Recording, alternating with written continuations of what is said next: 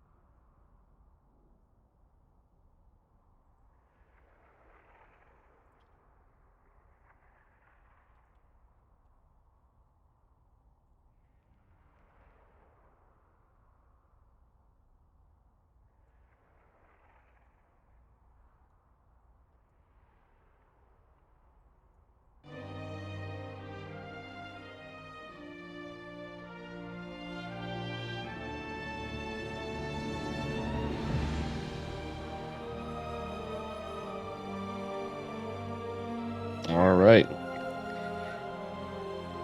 2-minute delay.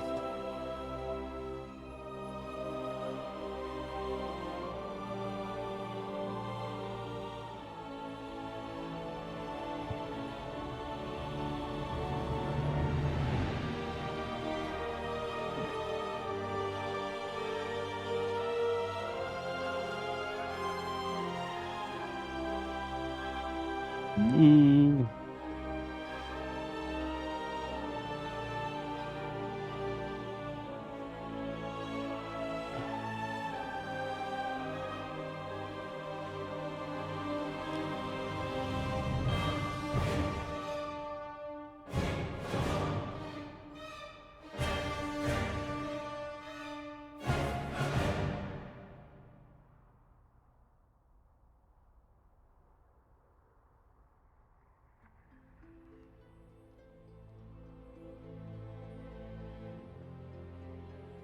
We'll see what I get.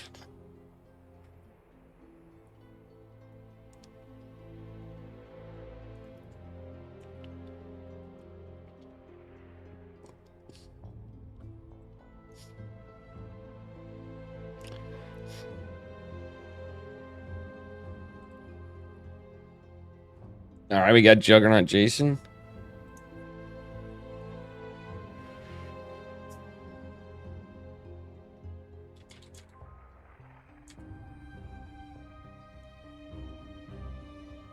Juggernaut Jason versus Eon.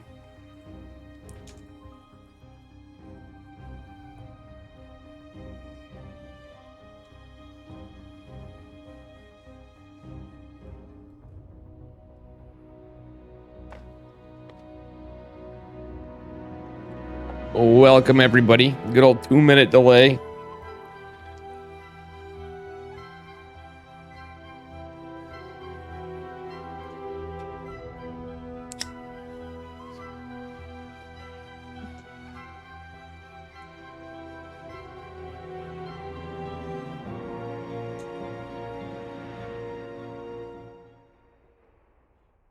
All right. We are going to Juggernaut Jason versus Eon.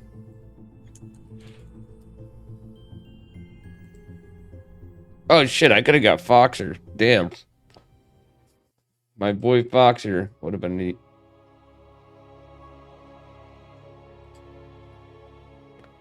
All right, guys. Nothing's going to be different.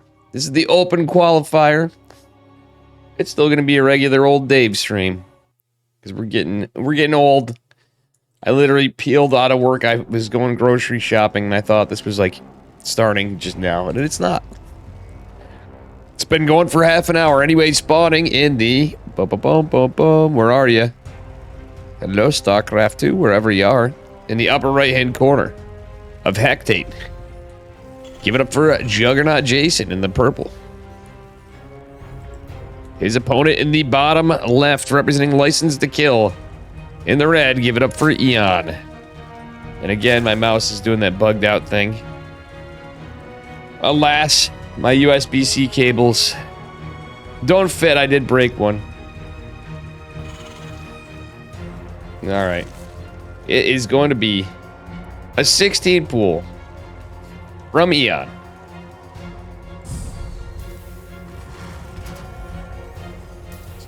I'm curious to see what Jason does for build. He's pretty standard usually, but he does do some cheeky stuff from time to time.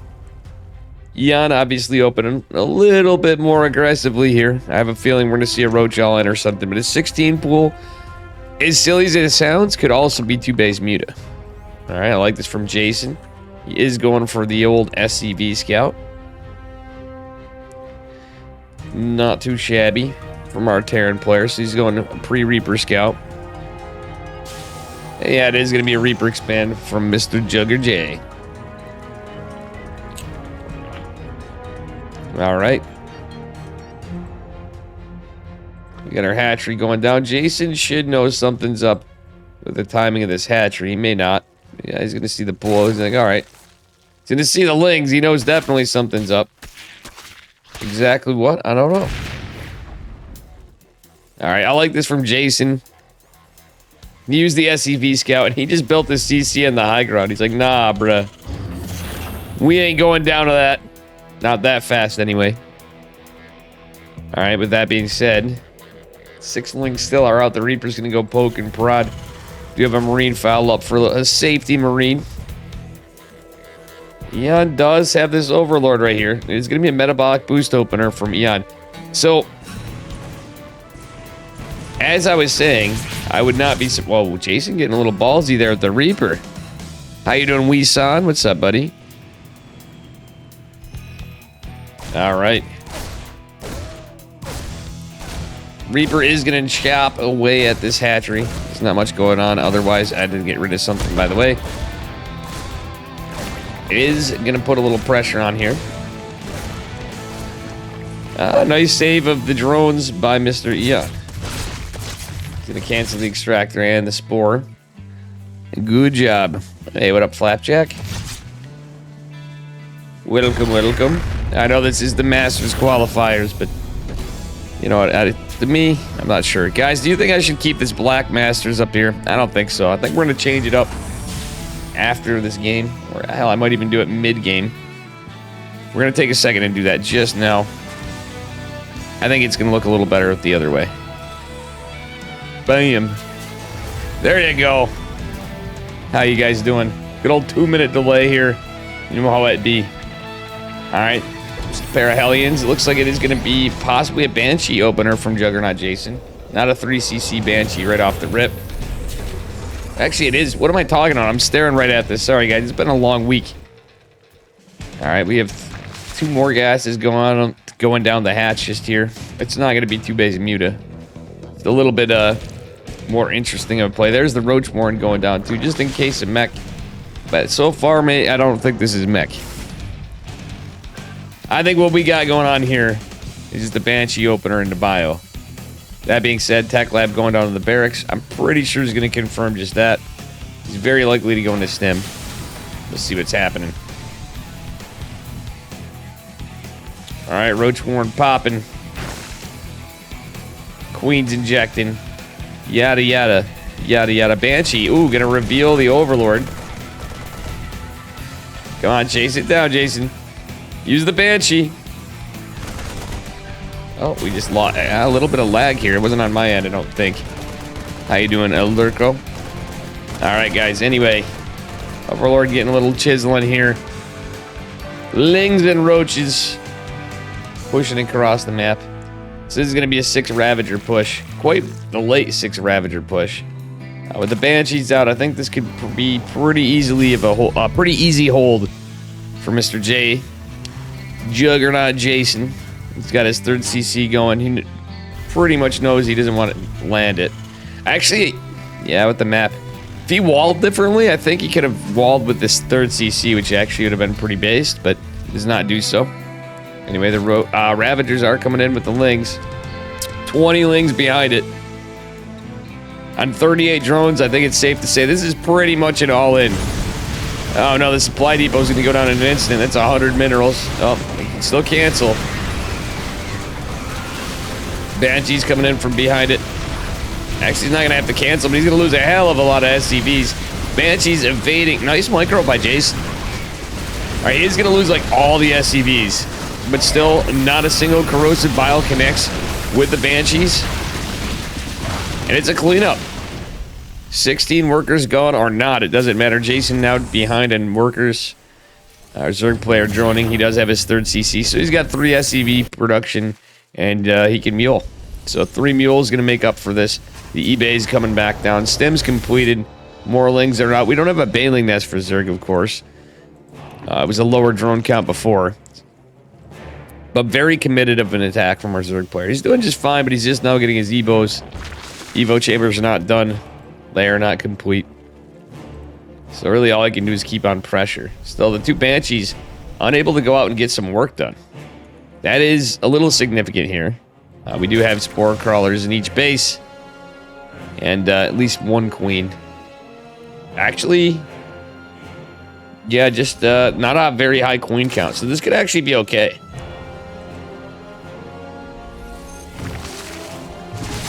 Wow, Jason running out of cloak. I think he cloaked before to keep the Banshees alive, so it didn't work out so well as he'd hoped. And there it is. We got a Spire going down with Carapace and ranged attacks. So our Zerg player is going to go double down on roaches. What he's forgetting is Glial Reconstitution, my friends. Glial Reconstitution is that upgrade researched at the Roach Warren. It is the Roachy boy speed. Alright, Banshee's doing a pretty good job cleaning up the creep. He splits them apart. Gets the active creep tumor as well. Cleans up all the creep on this side. But that being said, this is a pretty nasty little push from our Zerg player. He's going to pick off a few SCVs. Does he get the bunker? He's going to... Oh my god, 6 SCVs. This is getting a lot of work done. A lot more than I think it should. But at the same time, the bio drop, the 2 Marine Stimmy boy drop is going down. Stim and combat shields are done. 1-1 finishing in just a moment. Our Zerg player trailing behind on it, but still getting there as well. Jason even has 2 base saturation. Killing the 3rd is pretty big. Our Zerg player is going to spike up an army, but Jason still leads in it. Has to be careful with these Marines. 1-1's just finishing here. Muta's coming behind it. Okay, this could be a bit of a problem. 8 Muta's in production.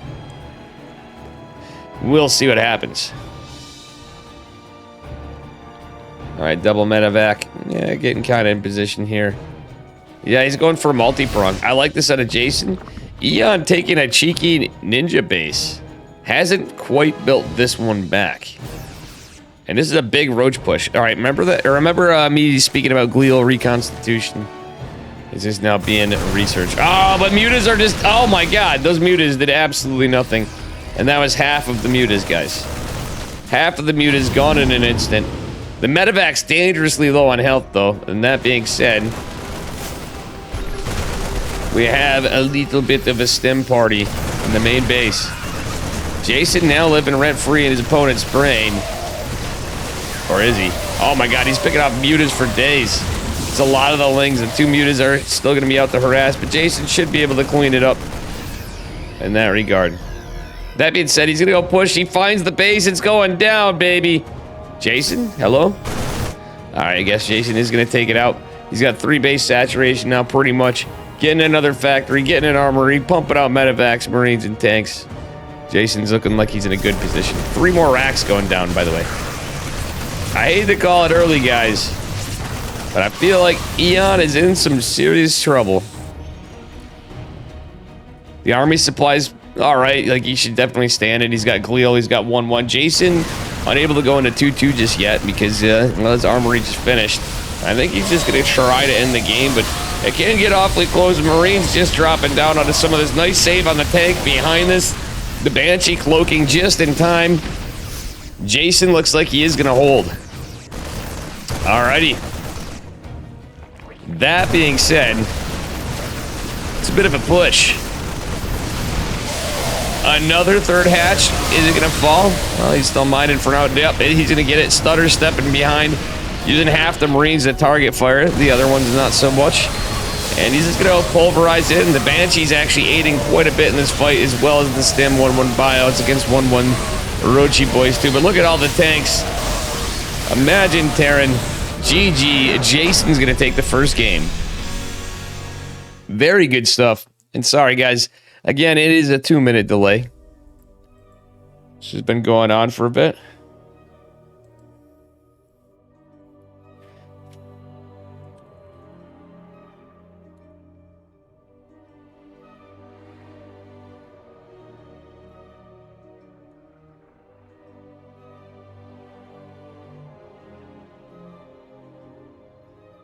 Guys, I may hop.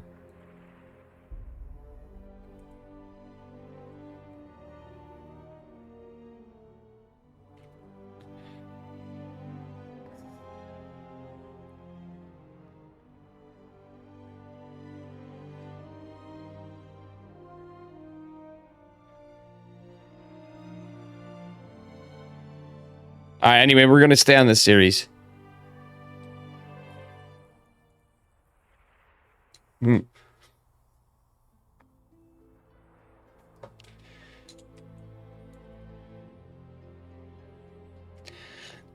going to stay on series as I should, but I wanted to make sure there's more series covered because the Cranky Ducklings are casting this as well. Renegades casting and Cosmos. And that be it. I don't see any Steadfast. I don't see any Beowulf. I don't see any Fear Dragon or Zombie Grub or any. Where's everybody? Oh, remake. We gotta remake the map.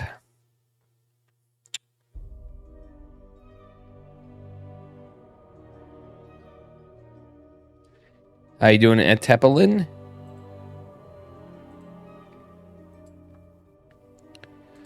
Two-minute delay.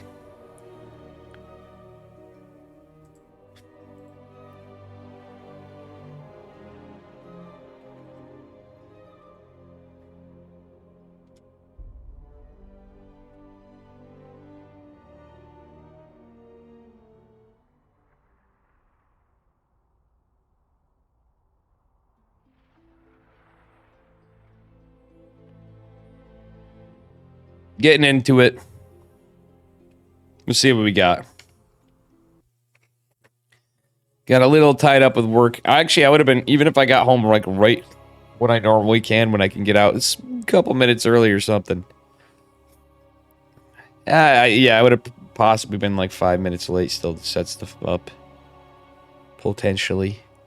It's all good. Getting into game 2.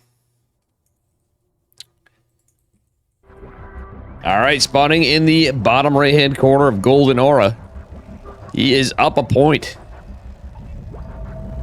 In the purple from Canada, it is Juggernaut Jason. His opponent in the upper left, he's red from License to Kill. Give it up for Eon. And, yeah, curious to see what we get in game 2. Hello, Gene Sim. I know that's you.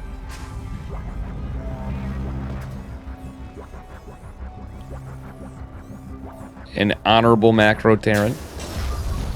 Welcome, welcome. All right, so anyway, just starting it off. Here's going to be another pool first. It's not. It's going to be a hatch first. It's a 16 hatch from Eon. I'm on the main stage. I am not on the main stage for anything, man.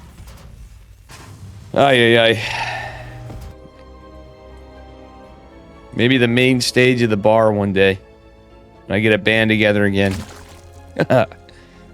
Alright. Ladies and gentlemen, it is going to be a pool before gas. An 18 pool. Very weird stuff. I don't know what this build is. Do not know the build from Eon. He's got something spicy. Alright, anyway. SCV's going to try to be annoying. It's an early drone pull, by the way. He really wants it. Oh my god, that's a damn... He's trying to go for a really, really fast third base, but he's not going to be able to get it. You madman, it's a 3-hatch build. A gasless 3-hatch, and he's not going to be able to... Ah, the SCV's too close. He's mauling. Is he going to take this base? What's going on? Alright. So it's still going to be an earlier hatch. What in the heck? No, he's going for... Oh my god. He's going for the gold base. in the bottom left-hand corner. This guy's a madman. I kind of like it, chat. We have a ninja third hatch. Jason's like question mark. Reaper going out. I highly doubt he's going to scout right there. He might in a drop or something. He might deduce it. I mean, he saw the drone. Reaper might actually get some good value. That drone's in trouble. There's not a lot of money. Okay, he saves it. Does drop a spore. Pretty wild stuff. Anyway. SCV, returning back home. Nothing too crazy yet other than this crazy base third hatch. I was hoping for the super third. The super quick third, rather. Excuse me, guys. I'm so out of it still. Alright, anyway. I don't know if these drone poles are worth it, mate. This is a Ling. It's only a 2-Ling opener. The Lings tried to go across the map. Nope, he gets the Reaper. Alright, that's an early kill on the Reaper. That's kind of nice for a Zerg player after all. Weird game. Very weird game. Sing is the song, you're the piano, man. Honorable macro Terran. Oh, yeah. I don't know if I'm going to be singing much with this cold I've been fighting off here. Trying to fight off a little at a time. The double gas. Pretty interesting to note from a Zerg player. I think he's just going to go for Roachy boys. We'll see, though. Eon's a bit of a cheeky boy. So we'll see what kind of stuff we get from him. Right now, he's just droning. He is going for that Roach Warren. Jason going again for a Banshee opener. Another 3cc Banshee build. The old Clem special. You know.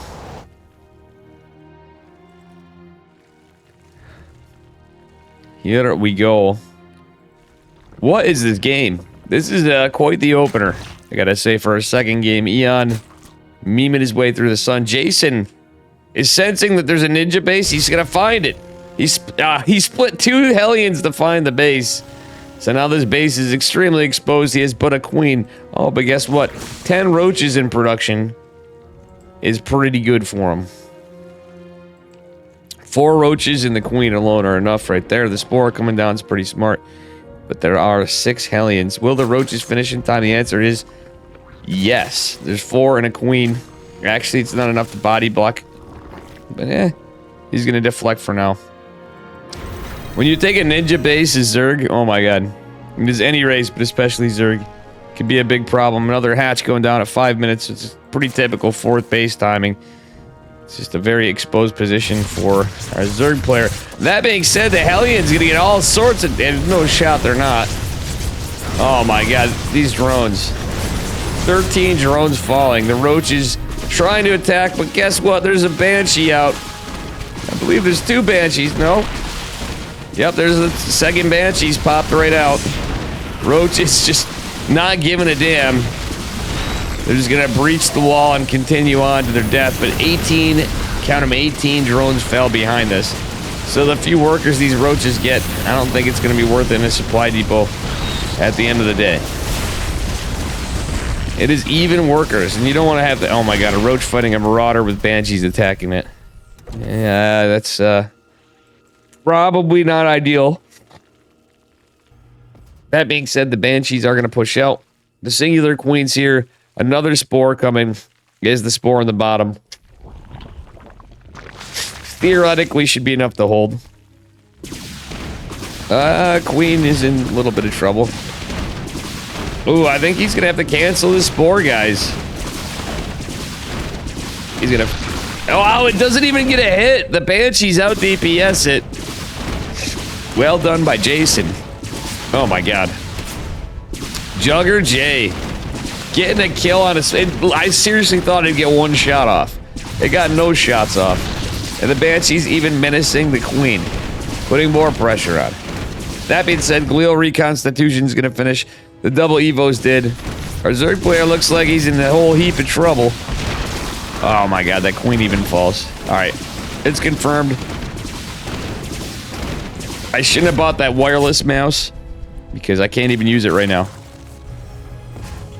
So, funny story, guys. While we're on it, we got Jason here who's postured up getting his +1 and combat shields. So he's on a single eBay at the moment, second, just finishing up here. So a little bit of upgrade disparity And our Zerg player going again for double Evo with ranged attacks and Carapace. So funny story, I'm talking about that wireless mouse.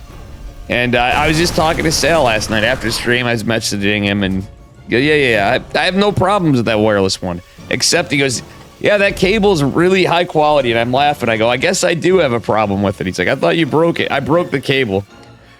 So it's actually like a really high quality cable. But mine, I think somehow, I don't know. It's just pretty funny. I managed to break a high quality mouse cable for charging. That's pretty base. All right, anyway. Oh my god. Oh my god. The stem is real. The queen drops. Killing a lot of dronies. The hatch is definitely going to fall, as well as the spore. Rochi's going to pop, but guess what? There's 3 Widow Mines with this, too. 4 Widow Mines. Oh my god. I think this is looking rough for our Zerg player. Take a look at the trades. Yeah, I'd say this has been worth it for Jason in this game. That being said, the Roach is desperately trying to get something done. But you know what? Chat, it ain't looking good. Eon is taking more blows than he is delivering them. Looking a little rough. I don't think Jason needed to lose that many workers fighting the Roaches there. Yeah, but still, he's absolutely fine. Look at this. He's losing a bunch of workers here, but still, it's very committed from Eon. He does have a 4th hatch coming. Eon's lost so much. That's the big issue. So look at this. Look at what just happened.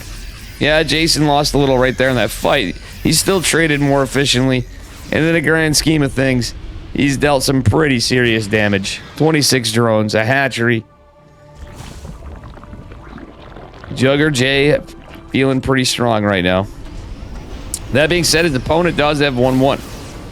Jason did get 1-1 of his own. Does have the factory. Another late factory this time. I mean, it's kind of how he's playing it out, but... yeah, that sounds actually pretty accurate, Honorable Macro Terran.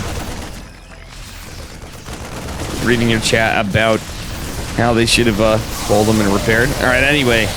Widow Mine getting some decent damage. We got more Widow Mines behind it. The Hydras... moving behind it. There's no detect... oh, wait. Where is it? I thought there's no detection. Okay, there's no armory yet. Wait, did Jason cancel an armory? I think he... hold on. I don't mean to go away from the fight, but it's mostly cleaned up anyway. He's building a 2nd armory. Interesting. I would imagine Jason has a plan for this. Is he actually going to go into mech? No. No, he's got double factory, though. I mean, he could do double upgrades, but... so he's going for vehicle plating to make his Widow Mines tankier. His tank's tankier. His Medevac's tankier. Usually it's for the Widow Mines, but he also has the tanky boys. I like that. I like the Marauders. Yeah, he did get concussive shell. I was just gonna say. I almost thought he didn't for a second. Funnily enough, Jason scanned in the bottom left, if you guys can see down there. Is not going to reveal anything other than some creep tumors down there. And he's going to put a lot of pressure on this new 5th base. So another hatch goes down. Jason's feeling pretty good about that, I'm sure. He's ahead on workers, just a smidge. It's more about the cumulative damage. Zerg, forgetting to get upgrades. I almost feel like he should have went +1 melee behind us with the, if he didn't get his Carapace. He's playing against Bio, so you really want that Carapace upgrade, but our Zerg player forgot about it. He was forced to pump out a lot of units. Still. It's looking rough for Eon. Oh my god, he gets the queen. Jason. You dog, you. Widow Mines. Oh, doing a little bit of friendly fire. Oh my god, Jason loses the medevac. Not like this. He just lost a lot of Marines. Lost the medevac, but still. Again, let's look at the trades. Going a little better for our Zerg player right now than it was, but still, Jason doing all right. All right, anyway. A little push in Reno. From the right. Oh, Widow Mines. Getting some huge damage. Holy smokes. 2, 3, and 3. So you had 8 Hydras and possibly a roach. It is maybe a couple roaches before. I think it was all Hydras. 8 Hydras for free. Jason pushing from 2 sides, forcing the army out of position. He wants to get this other hatch, but there's a decent-sized army from Eon. Overseer goes down. That means the Widowmine's going to get a few more Hydras. Oh, my God. Look at Widowmines. Another one gets a kill. This time, these things are banking up here in the kills. The kills department. The Department of Kills and Taxation. Ay, ay, ay. Well, nothing we could have done better here. Jason with some interesting strategies. I think he was busy microing his medevac and it took a trip to Deadsville. Damn, he's got a lot of pressure on Eon, though. But that was kind of funny. I got just the end of it where it died, but we certainly know what killed it. All right, Eon going into Vipers. Jason, Mr. J, Jugger J, he is getting a 5th CC.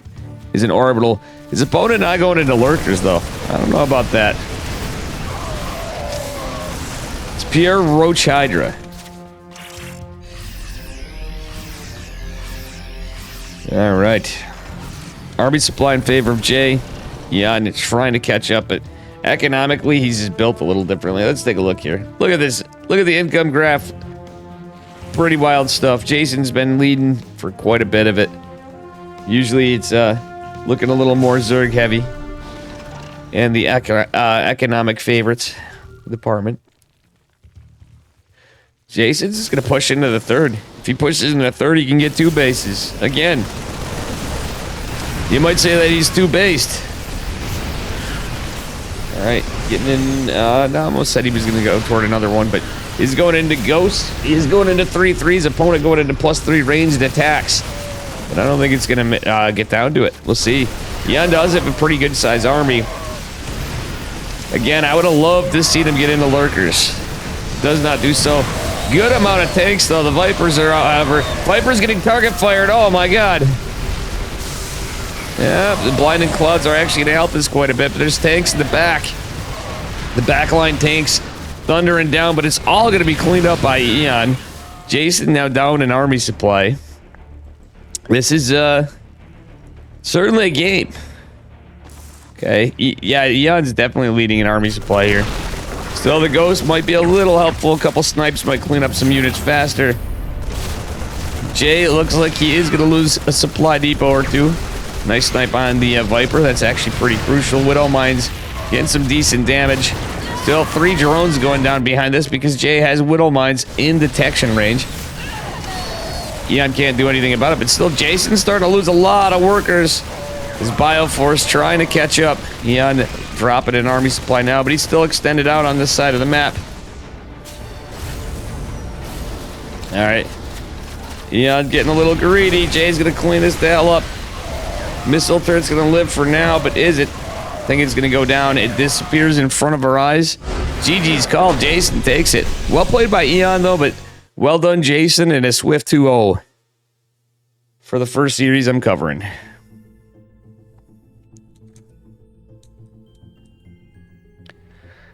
Very, very good stuff.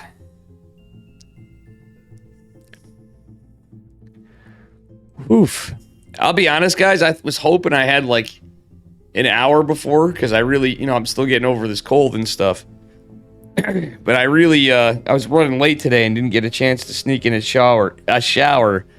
So that also doesn't work toward helping the old brain from firing up all the neurons and stuff. Let's see if I get a lobby here.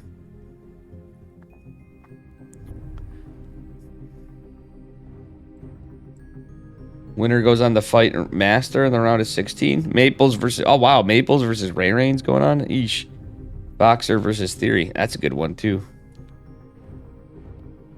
I missed that. Zinming 2-1 Wrecker. Or Rocker, rather, And Uppatrees versus Zinming. That's interesting results there. Disrespect 2-0 Paco Mike. So it's Disrespect versus Reaper. Interesting. Cuddle Bear going on to fight the winner of Volts and M. Canning. Volts has to play M. Canning. Interesting. All right, some cool stuff tonight, guys. Jason, you were winning. Ranger, how you doing, mate? I wanted to get Foxer on this, but unfortunately, we could not. Because I was too late. I jumped on this.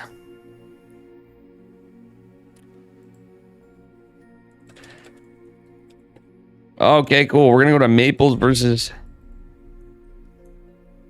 Ray Rain. We got a PvP.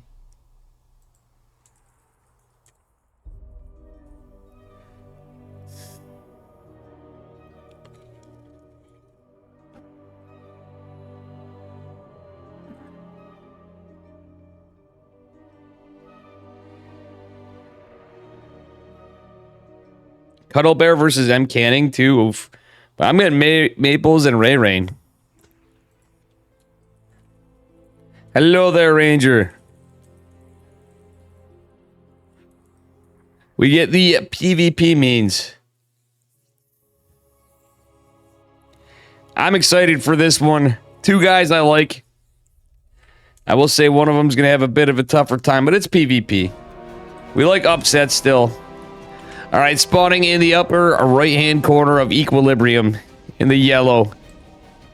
Give it up for Team Gosu Pros, Maples. It is Mape the Ape. His opponent in the upper left. In the purple, it is Ray Rain. Welcome, Vamp, as well. Let's see how we do getting into it. Both going for a high ground to start things off. I think this is going to be a good one. The last series was really good, I thought, too. All things considered. Juggernaut Jason playing pretty strong. I think Eon did a pretty alright job. He did some pretty aggressive builds, but didn't really pan out for him too well. Is Hup playing? I didn't see Hup. If he did, he is eliminated. I don't think Hup did sign up for it. That I see. I could be wrong. Alright, anyway. Maple's looking to see if he's getting cannon rush, basically, and then just going on with it. It's a 2-gate from both. Thus far, we consider this a very standard PvP. Gateway's finishing at the exact same time. Pretty much. Mr. Maple's just a smidge behind it of Ray's. I don't know if you guys heard that. But that is the case. Alright, Maples is going to drop a proxy pylon. I think it's just a metagame. Am I? We'll see. Am I so Aniki, thank you for the 33 months in a row and on a tier 3. What a legend. My man. Aniki still coming in hot. Based Aniki. My man. I gotta say, Aniki and Magic Turtle have had the biggest streak of tier 3s. And right now, why I'm talking about this, it's looking pretty standard. The Stargate opener from Ray Rain, so he's going double Adepts and Stargate. Getting a probe up just in case of Adepts. Maple's not going Adepts. Looks like he's posturing for a Nexus.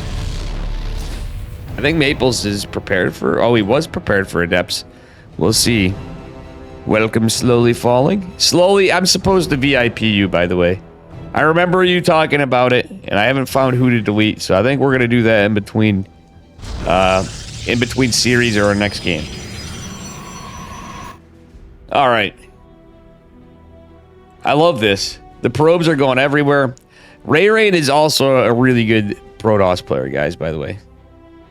A buddy of mine for a while, but Mape the Ape, I gotta say, Mape's my boy. He may be Canadian, but he's still my boy. Alright, Probius, going to cancel the shades. Mape in some pretty good defense here. I love the probe just attacking this, but it's going to go down to the Stalkers. Maple's, of course, going to have his faster Nexus. He's prepared with the shield battery. It's the downside to going Stargate, as you get a little behind. Oh, I love this. Look at this. Maple scouts it with the hallucinated oracle. There's something about hallucinated oracles. It's the little stuff in PvP. Ray Rain's all like, aha, your oracle is a hallucination. Meanwhile, his on the other side gets 3 workers. Not a bad little pickoff, but he almost loses it. Not what you want to do in a Protoss versus Protoss. Alright, Adepts? Adepts? Hello? Alright. L-Stalkers.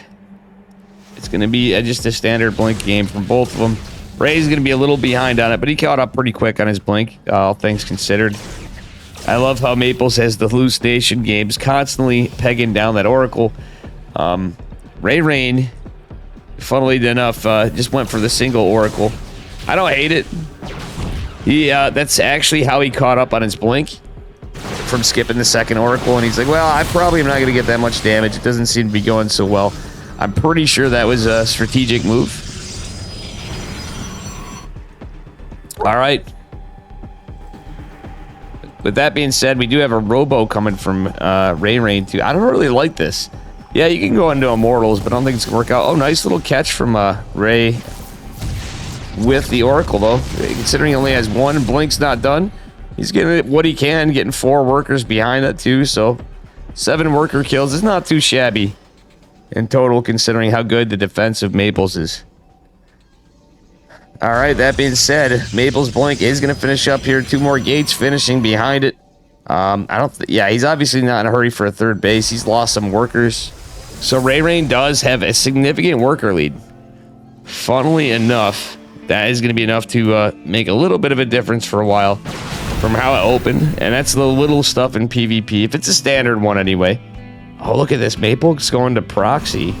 Oracle being a nuisance still. Hallucinated Stalkers. What? Are they? Are we seeing this out of what's with Maples today? Somebody ate his Wheaties, guys. Hallucinated Stalkers out of the Mape the Ape. My man coming in hot with the memes. He always has some really cool stuff going on, but that's actually pretty wild. Alright, watch this. Watch this. Maples is pushing on the other side. Ay. This is too funny. I love the proxy gate for Maples, though. Ray Rain is going to have some Immortals, which is make him a little defensive. Is going to have the Nexus a little faster, though.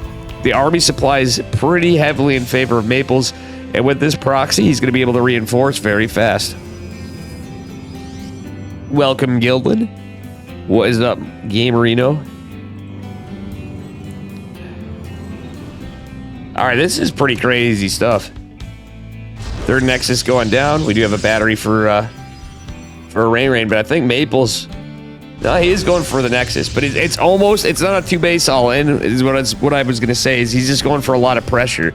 Both of them kind of behind in their 3rd anyway, and I don't really hate that for Maples. He's going to have a tough time with the 2 Immortals, but other than that, he has a little bit of moment to attack before that battery's done. Catches a few Stalkers, loses only 1. Gets a 2-to-1 trade. It's not much, but it is going to certainly help to keep your Stalker count higher. All right, Ray Rain going for a Forge as well. He does have his, well, he has his +1 coming. I'm actually surprised Maples didn't get a Forge or Charge. He's just going pure Stalkers, no upgrades. I mean, he has the numbers.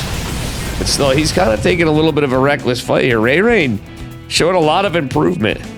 I thought this was going to be a lot worse for Ray Rain, but the 7 workers he caught earlier, and some of it was pretty good. Oh, Maple's distracting with that Adept. The Adept was huge. You want to know why, Chad? If you didn't notice, it took away the target firing of like half the Stalkers, so Maples got some free damage. All right, they're even on army supply. Maples can reinforce, but he's literally staying on Blink Stalkers with no upgrades. Maples, what are we doing? All right, I'm not a big fan of this for Maples. I'm not going to lie. I'm a little bit afraid for Mape the Ape. He's hallucinating a Warp Prism now. This is crazy stuff. right, 2 adepts for Maples is kind of nice, though. He's going to catch a few workers, and he's not microing that because there's a big fight going on the other side of it. Maples down an army supply. The adept's actually distracting the Immortal, though. Kind of all right, but it means he couldn't target. He had a chance to kill a good, like, 8, 9 workers, maybe even up to 10. Hallucinated Warp Prism. I love it. Ray Rain's now going to have charge, too. This is scary for Maples. So, yeah. Yeah, he's just got Blink. He's got +1 just now started. Ray Rain going into +2. I think Ray Rain's in a very good position here. All right, look at the income. Maples did have an income spike here, but it's looking kind of rough. Yeah, Flapjack Canton, man, is in the round of 16. I would have loved to catch that, too. It can't be everywhere, but I wanted to catch this one for sure. My man, Mr. J, did pretty good against Eon there. It was a pretty good TBZ, or ZBT if you're on Eon's side from License to Kill. All right, Adepts, just going to go back home, I guess. Nothing too exciting there. Behind it, what is exciting? Okay, here we go. Maples needs to do something. He knows he's in a bit of trouble in some regards. I think he can tell from upgrades in tech. He saw Immortals, he saw this stuff. Going into Disruptors. And that is the play you need to do when you're this far behind. That is how Maples could come back, but this is a big push. And I wonder if he can muster up enough troops. Oh my god, getting the Warp Prism is huge though. Maples, with a sick catch, is still going to be in it. Another Adept. I don't know about the 1 Adept stuff anymore, mate. You might as well have just waited for some charge lot pressure. Anyway, the Adept's doing a good job distracting. The reason why I don't like Adepts at this time of the game, yeah, you can sneak in a few here and there, but it's just taking away gas. Even though it's only 25, it's way more cost efficient to build charge lots. Ape the Mape Syrup. True, true. All right, guys, ladies and gentlemen. I think we're going to have another fight on our hands. Nice little scout for Maples. I love that breaking off of the Zealots. He's got a probe out on the map. Wow, he's got eyes everywhere except for right in this position. He's going to see it from the high ground, possibly. Maples getting hallucinations. Oh, God, I love this map. Information from Maples. That being said, Ray Rain is going to have a Zealot come in here into the 4th base of Mape the Ape. Maples, we need to warp in, mate. Oh, wow, what's that? That's hilarious. The Zealot's like derping out on a patrol path. Well, that ain't what you want. I think that was a glitch. Did I play? I did not. I was a fat kid. I actually got into casting later. I still am fighting off a horrible cold. I was hoping to cast more of this or get in a little earlier toward it, but other than losing track of time, I got held late at work. So apologies for that, anybody hoping to catch more. All right, this is a nice Guardian Shield for Maples. He's about to have his +1. No, he's going to go into +2 as well behind this. If he can buy time, +2 will kick in. He's at least going to be on even upgrades. But the Disruptors could be helpful. Here we go. Do we get a nice juicy Nova? Oh, 3 Stalkers fall. Not anything super massive. But Maples is securing the army supply lead now. And when that +2 finishes, it's going to be a while before this +3 advantage comes for Ray Rain. All right, nice splits from Ray. Maples just dropping some static, but it's a lot of Zealots running in there. That being said, the army in the front is okay. Let's see if we get any magic Novas. On the other side of it, 4 workers are falling in the 4th base of Mr. Mape the Ape. Wow. Actually, this is a pretty good defense nonetheless. Maples in some good... Oh, wow. The proxy scouted as Mr. Ray does something. Oh, wow. Look at this. Maples using the low ground warping. Immediately canceling that Nexus. That is so based. The proxy's even scouted. And there's the stalker that scouted the proxy is going to go down. The Zealot's going right into here. Getting some workers, but that was a very decisive warping from Ray Rain as Maples goes back home. He's going to lose this proxy in a pylon 100%. But look at this. Oh, he catches the Warp Prism. Let's go. Maples. with some sick plays. Ray Rain's done some alright stuff here too, but damn, that's the second War Prism to go down this game, guys. Let's take a look at the income too, with all the cancellations and such. I don't know. Mapes came back in some way, somehow. Problem is he's gonna have nothing to defend the fourth again. Ray Rain really wanted a fifth. He's gonna try to. He's going into Dark Templar. He's got disruptors of his own, however. This game could go either way. It's a lot closer than you think. How you doing, kid chillin'? And all I can say, guys, is, oh my god, that was a lot of Stalkers lost by Ray Rain's Novas there. Jesus, that was a huge connect. Maples lost like 20-something supply in an instant. It was like the Death Star going off on Alderaan, but with crab-like spider people controlled by gorillas. All right. Novas. Yeah, now we're in the Blink Stalker Disruptor Wars. DT's on the way, though, from both of them. Does Maples... Oh, Maples forgot +3. He doesn't even have shields or anything. He's totally forgetting about +3. That could be pretty impactful. We'll see if it is. I mean, when you're in Disruptor Wars, anything's possible. Somebody can still go to a cheeky Stargate. Shadow's Stride being researched by Ray Rain. Okay, so he's going for some blinky DTs. And the army supply is actually slightly in favor of Maples. It's kind of like, it's so close, it's hard to say. Maples had enough. He's going for a DT drop into the main base of Ray Rain. All right, nice catch here. And, oh. Well, Ray Rain is going to put a lot of pressure on. Battery overcharge. Doesn't hold the Nexus. It looks like it will. 3 Novas trying to catch 3 Stalkers, but they catch 3 bits of nothing. The other Nova's not going to catch anything. Oh my god, but it's a blunder. Disruptors going down for Maples. Ray Rain going here. Maples getting another warp in. Oh my gosh, she's got Zealots getting 28 workers falling for Ray Rain with the DT. Oh, it's the DTs too. He's got DTs and charge lots behind all that chaos and pandemonium. 36 workers have fallen. The Dark Shrine is going to go down. Maples denies Shadow's Stride after killing literally almost half the workers of Ray Rain very rapidly.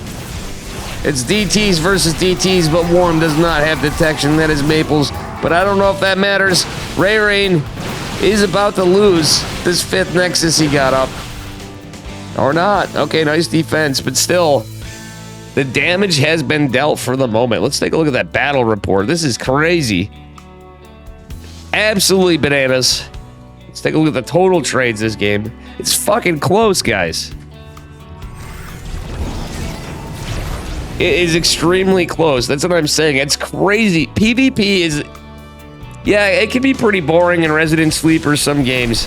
But if you really look at it, it's the trades. It's the crazy stuff. It's the situations that lead you into... Like, the Maples was definitely behind for a while, and now he's pretty significantly ahead. Let's be real.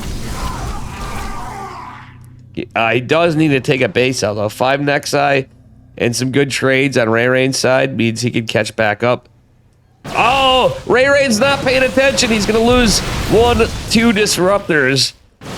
Maples is going to back off and catch this. Ray Rain did try to send some DTs on the other side of the map. I think they were intercepted. Oh my god, this is crazy.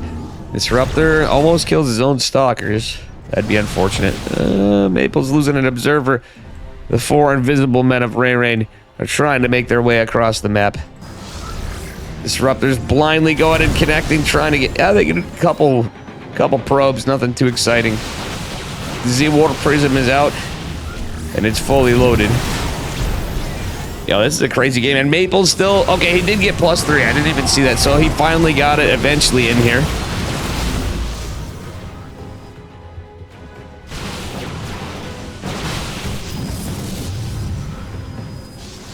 Alrighty.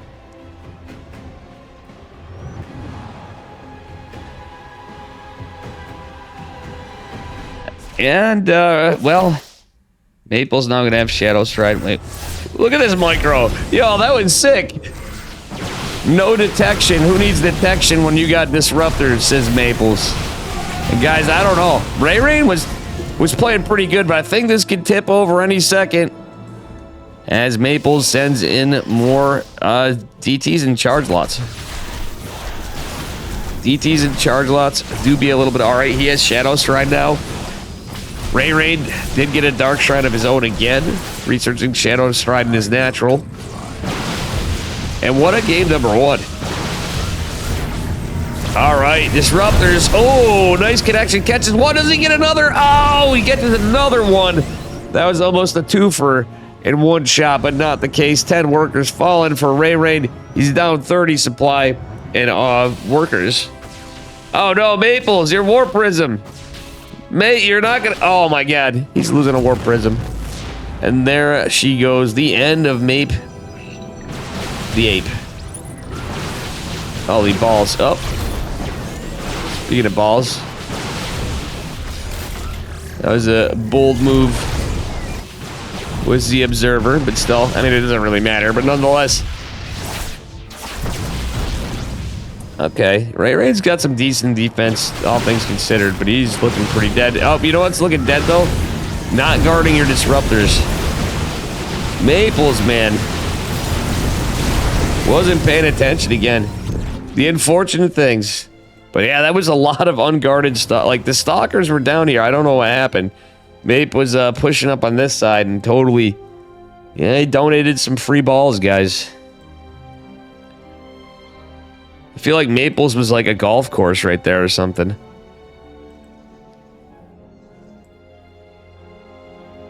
Alrighty. And, well, I like this. We do have observer speed being researched from Maples. I'm surprised either of them didn't have it yet. Oh, 2 disruptors fall for Mape the Ape. Oh, my God, and he loses so many stalkers, too. Very unfortunate. Still, the army supply freeing up a bit for DTs, but still, let's take a look at this. Maples has 0 disruptors. That is a problem. In the Blink Stalker Disruptor War, that is a big problem. All right, photon cannons and batteries trying to toe the line, but there's 4 disruptors here. Count them, 4. Oh, Maples! And this, my friend, is a reason why Protoss versus Protoss actually is a crazy matchup. Let's just be real here.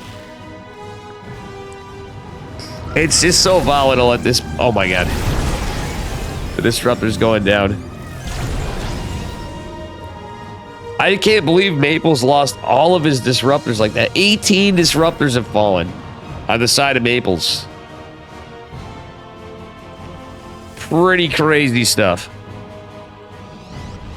All right, with that being said, you have a little charge lot Inquisition going into the 3rd base of Maples.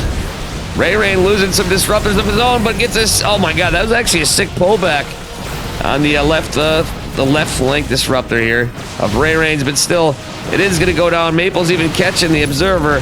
Do we get some invisible men in reinforcements? I doubt it. I think it's going to be a full-on assault from Mape the Ape.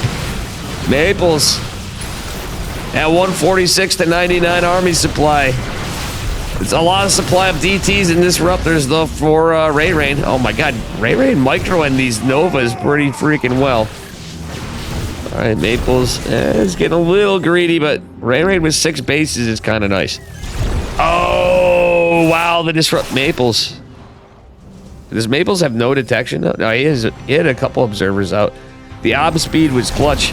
Actually, let's take a look. Yeah, both of them did get observer speed. I mean, it seemed like it. I just making sure of it. Excuse me, guys. I'm gonna have to take a quick break between these. This cold just won't end. All right. Army supply still in favor of Maples. Ray has got a ton of disruptors, though. I'm really surprised. Like, Maples has got really good Phoenix control. This is a game where he should have dropped the Stargate, I feel like, because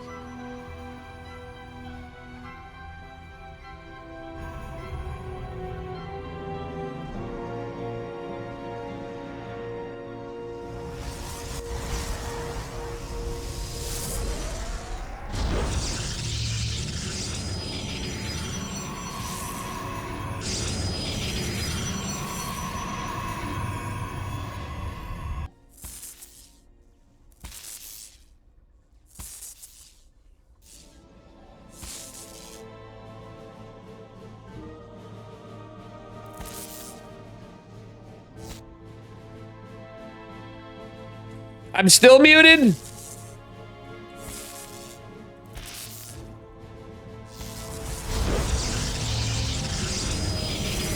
Alright, guys. That served me right for having a double mute.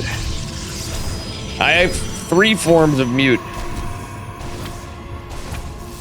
Alright, don't let us into the conversation. The game spoke for itself, apparently. Yeah, you're gonna have 2 minutes more of that. Holy shit. Alright, so what I was saying is irrelevant now. We had a lot of cast and list PvP. Stargate's here. Better to be unmuted than unmuted in the restroom. Alrighty. Jesus Christ. Alright, guys. Alright, I get the idea. Holy balls, this is funny. Alright, so there goes my whole cast. I thought for sure I was muted. Or unmuted after when I'm casting. Oh my god. Alright. So, you can tell I'm a Protoss player, guys, right? There's so much Protoss going on right now that I just couldn't handle it. My computer couldn't handle it. Alright, anyway, now you guys are messing with me because I know for certain that my mic is on. But again, 2-minute delay makes things interesting. Alright, nice catch on the Oracle. No, it was a probe. Ha! Just kidding, the Oracle coming in from Ray Rain behind us. Ray Rain with the 1 gate versus the proxy Stargate 2 gate. For Maples. Oh, the shield battery is not done. Ray Rain has nothing to defend. He's aggressing on the other side, but Maples does have the 2 stalkers. The Adept coming in behind it is enough to distract a little. But Maples getting quite a few kills. 22 to 17 workers. Still, the full wall's actually annoying for Ray Rain, but it is enough to defend. He doesn't have 2 Nexi, so he's going to be able to hold. But does the Stalker the Oracle survive? It will. Alright, so we had approximately 4.5 minutes of muted Dave, which means that's probably the best stream I've had in a long time. You know, as I mentioned earlier, if you guys heard it, I'm fighting a cold off. I know I was definitely unmuted then. But anyway, we got some wild stuff going on. 3 Oracles for Maples. You don't usually see this in Protoss versus Protoss. 3 Oracles is enough to do some serious DPS, even to like a stalker or 2, I'd say. 4 versus 2 stalkers, maybe. But yeah. Maple's going in for more pressure. 6 workers falling for Ray Rain. Ray Rain going for another. It's the Oracle Warriors. Why doesn't one of them just build a Phoenix? Ray Rain, hear me out. What if we... Oh, he's got a Void Ray and a Stalker. Okay, going into a Twilight. Maple's getting his Twilight significantly faster. That's not surprising. He's got 3 gates. His next is just going to finish. Ray Rain is significantly down on workers. I feel like Ray Rain's in a bit of trouble here, guys. The second Nexus still... It kind of normalizes things. And I think 1 Phoenix would have been a really good investment for Ray Rain. Funnily enough, in this map, too... even from a spot like this, you could get a little cheeky, and you could build a 3rd base. I love the proxy Stargates, like, not even dealt with. I don't love this for Ray Rain. Ray Rain, what are you doing, pal? Ay, ay, ay. Guys, that was not the defense we were looking for. Ray Rain wanted to get aggressive, but I mean... He could have just left the Void Ray in the stock. Even just the Stalker with the battery and battery overcharge could be pretty good. Oh, the 3 Oracles from Ray Rain. 1 very, very injured. It's got a lot of work this game. Oh, but funnily enough, it doesn't go down. Ray Rain really is in it for blood, but he's going to lose almost all 3 Oracles. Loses the 2. Ray Rain's mined this out. He wants to get a 3rd base. This is what I was getting at. Never alluded to fully. This back base on the other side, you could actually go in and cheek out a very fast 3rd base. With some decent defender's advantage. That was relaxing. Gene Sim. Aye. Mr. B, 6234. I don't know. We were doing an alright cast that nobody heard. It's beautiful. That was inspired by Fear Dragon's Dungeons and Dragons character. The muted bard. Alright, so looks like Maples is gonna start chiseling away at the rocks, the debris field back here. And well, Ray is gonna see this. Maples even has this oh, look at the stasis ward from Maples. That's so smart too. I think it might be. No, it's not revealed because the okay, it's on the high ground, so that wasn't revealed. Ray Rain has a stasis ward here too. Oh, Maples, he's all the wiser to it. Oh, the stalker in the back does not blink up. He is unable to get it up there. And he's got on a little, not really a full timer. It's a lot of stalkers, but the 2 batteries is a problem. Stalker's just hitting the nexus, but the boys are pulled. And Ray Rain is going to hold. But that being said, the 3 oracles are not going to be able to find anything. Are going to go to the main base, though, uncontested. I think this could be it, guys. Maples is going in to try to clean house. Oh, never mind. The Void Ray returns. 3 oracles coming behind by Maples. Battery overcharged. Trying to heal what it can, which is not much. And that stasis ward did come into play. That's pretty funny stuff. Maples, even with the slow warp in it, the Stargate has an additional proxy, and he's going for the gold base at the central location, 3rd, in the center of the map. Maples coaching, true. I've asked him before. He doesn't have the time. So I'm gonna stick with my Quebecian buddy, Mr. Quebecois. How do you say it? I never took French, let alone French Canadian. All right, I'm friends with a few of them. Mr. Disc, I'm talking about. Anyway, crazy game. This one is certainly a little more aggressive. 9.5 minutes, and we've had all this crazy stuff happen. Look at the trades, though. Poor Ray Rain. Feeling like he's getting bullied over. Yeah, look at this 63 to 28 army supply. That's a pretty massive advantage.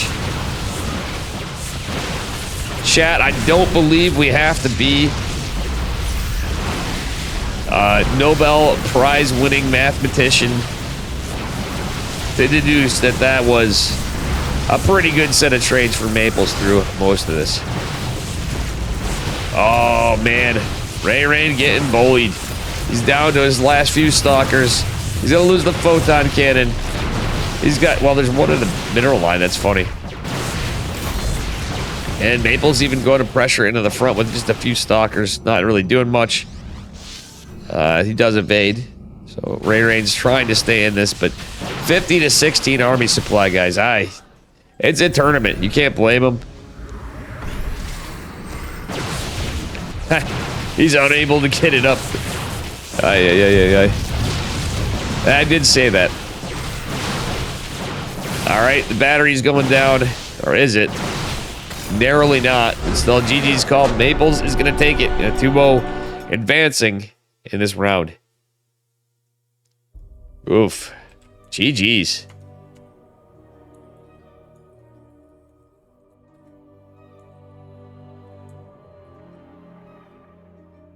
Ladies and gentlemen, I'll be right back. So there was a lot of stuff said. I completely derailed, but now we're back. Very, very, very unfortunate. If you could give me just a few. Very well done by Mr. Mape the Ape. With his Swift 2-0. Actually, it wasn't Swift. That was a good series. 25-minute game number 1. So very well played by Ray Rain. First best of the 5 of the day is coming up. And this time, I'm not even going to mute. But I will be right back. Ah! Whoops. Forgot about this. You guys saw nothing. You guys saw nothing. So I had an issue where I had the wrong assets earlier. I had to do some shuffling around, and literally, I was running late from work and immediately came on with this cold. So, all right. Players are doing their vetoes. And you, okay, welcome Bruno too, by the way. Sorry, I saw you talking there. Again, I was all distracted, guys. Good to see you, Bruno. I will be right back as they do vetoes.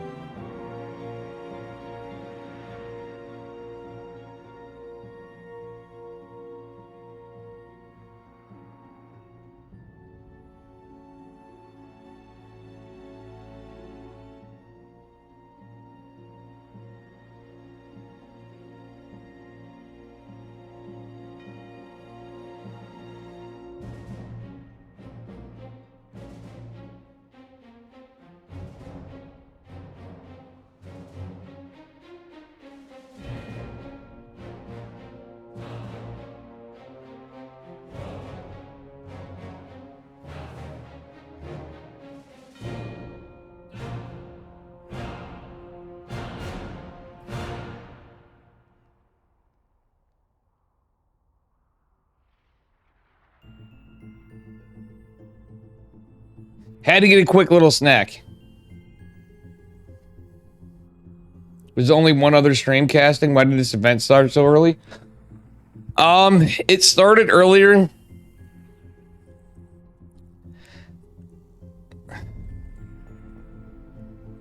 So anyway, this is my cat Charlie, by the way. For those of you that don't know this big, chunky boy. Isn't he cute though? Oh boy. The reason he's up here is I had to get a snack after work.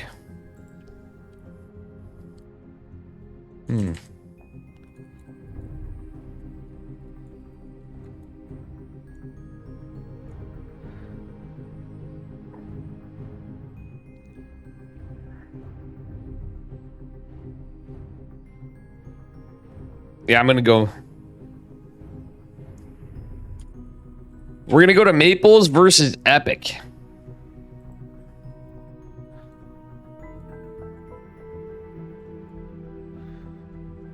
This is gonna be a good one.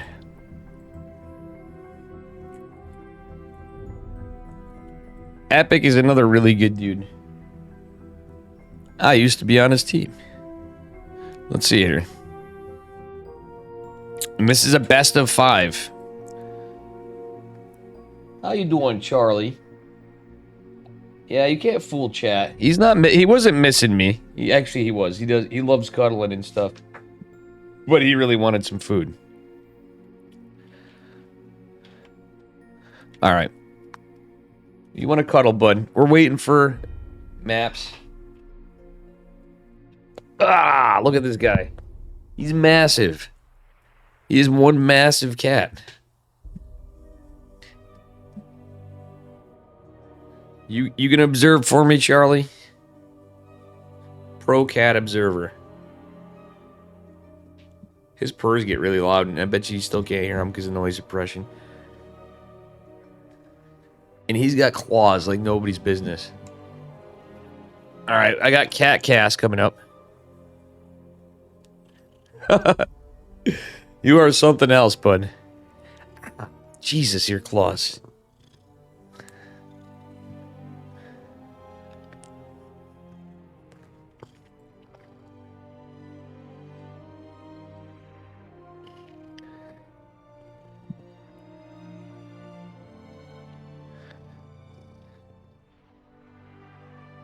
Started early so we can go out and party. True. There's no KSL tonight either, guys.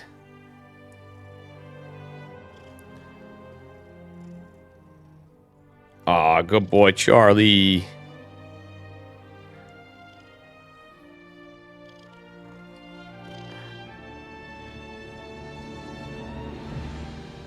Hold on. Ow, my phone. Ow, ow. And he just bumped his head. You okay, kitty? This guy's claws are stuck in me.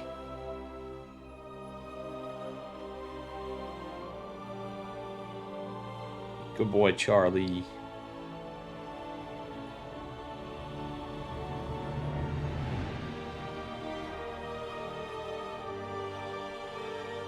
All right, we got our first game. Epic versus Maples. Maples versus Epic. Casted by this beautiful, lovely, chunky cat. And myself. Actually, bud, you gonna get down? Down, Charlie. Oops. It was a little awkward. And while I'm in this lobby, I'm gonna text my girlfriend that I forgot that I had a cast tonight.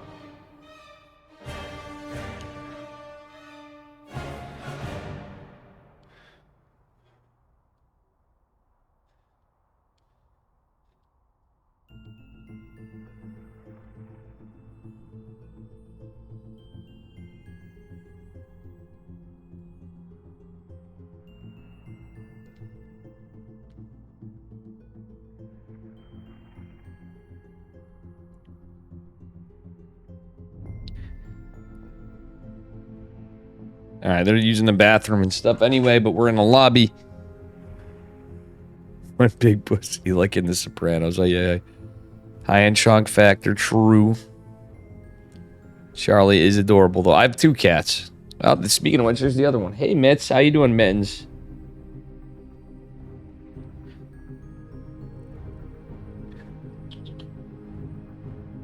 Come here, little fluff.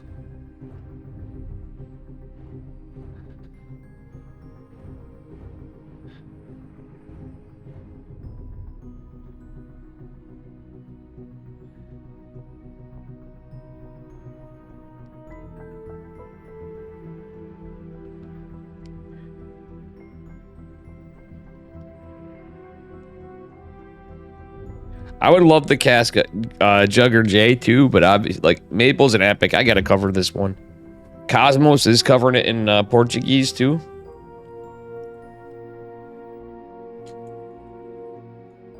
Oh no, he's covering Jason. All right, let's take a look at the bracket too.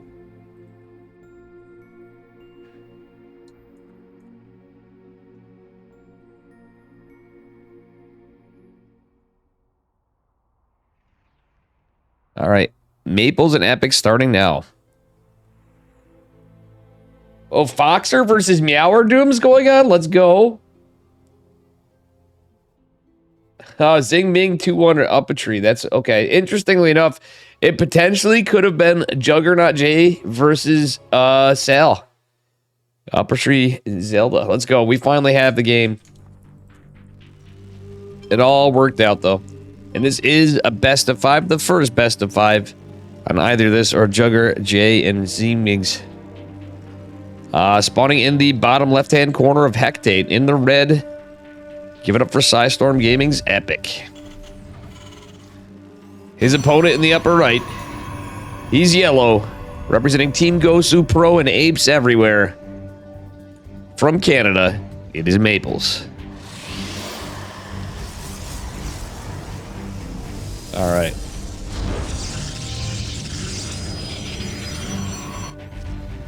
Yeah, and anyway, speaking of girlfriend, I'm gonna hang out with her tomorrow anyway. Mittens wears a tux. True. My cat does wear a tuxedo, Abel Bacon. And Rigatron, that is absolutely facts. My girlfriend is pretty cool about all of it at this point. Because we're hanging out tomorrow, that's why. But, probably going to be doing some more of that. You know? Alright, anyway. It's the gates. Actually, that was a gate scout from Maples. He wasn't going for anything too cheeky in terms of scouting. Epic certainly looking like he wants to get an eBay block here. Maples is going to... Yeah. Epic also doesn't want to lose his probe. I will tell you that much. Or probe, his SEV. That being said, Maple's doing the same thing. They're both just being annoying. There is no actual block from Epic. Maples is losing a bit of damage on the Probius. Probe actually menacingly standing out here. I think he's just going to use it for a scout. The Zealot is going out. Oh, man, it's a low ground CC. There is the Reaper, man. Yeah, this isn't going to work out too well, mate. This is not going to work out too well, unfortunately for him. Oh, he's going to go back around? Wait, what the... Little indecision here. Oh, look at that. The Jabate Maples might actually make it a little bit in time. He's going for a stock. Okay, no, the Adept's out. Adept is going to come back. Yeah, I don't think Maples is going to be able to deny this. He's like taking his sweet time. Reaper's still hanging back. He wants to catch that Zealot. Like, that's actually really smart from Epic. All right. Stalker is going to pop just now. Zelly Boy ain't going to live for too long to do too much. It is going to delay one of the SCVs. Oh, nice pull to the bunker from Epic. But that is 2 worker kills for Mr. Maples. And that means this cannot be finished. So a nice delay on the low ground CC. Ultimately, it kind of works out. Welcome, Juvia. Juvia Loxer. What is up, my friend? All right, Adept. Yeah. Is gonna... Yeah, actually, it's gonna eat it. And, honestly, Adept's a pretty important thing against, like, the Hellion and stuff.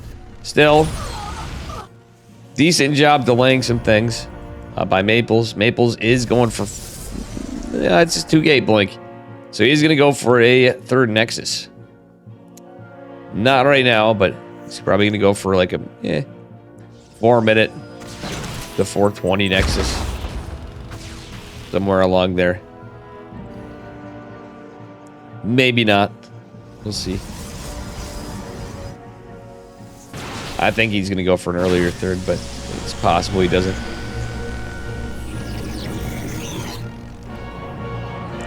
I call it earlier because, you know, obviously if you're going for like 3 or 4 gate blink, it's a lot more committed. All right, Mape the Ape getting some good hits. Cleans up the Hellion. Here comes a medevac with 2 Widow Mines. And guys, if you didn't notice, in the patch, they have changed this. You can see the medevacs in Warp Prisms and Overlords significantly easier. You notice that it looks a little larger. In the past, it looked like a 1 unit size thing, not quite so big. It is easy to observe it now.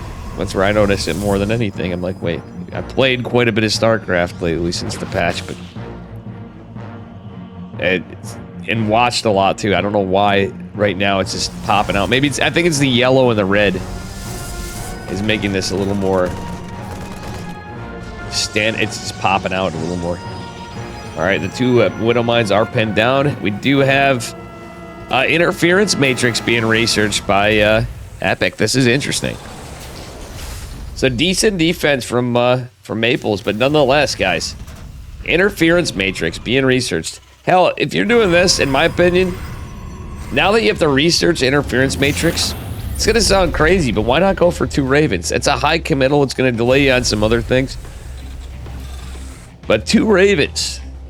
You can use one for like a harass and one with your army for the push. And at the same time, you have something for like auto turrets.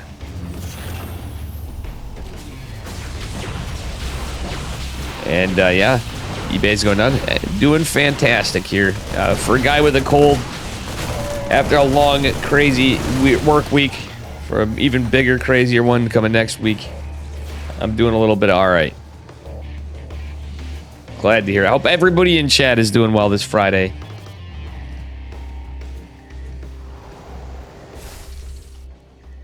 All right, we do have charge coming down. Another Colossi. Well, first Colossi is on the way. What am I saying? Another Colossi? I don't think there's any other Colossi. All right, there's only 5 Stalkers here. And Interference Matrix might come in huge because nowadays you got to research that shiz. There's a lot of times we're seeing Ravenless pushes. I mean, I kind of think it's still worth getting. It's obviously still worth getting the Raven. I mean, even you have anti-armor missile. DTs are a thing. Auto turrets still be good. But just for a number of reasons. And you can catch the observers, which is also equally important.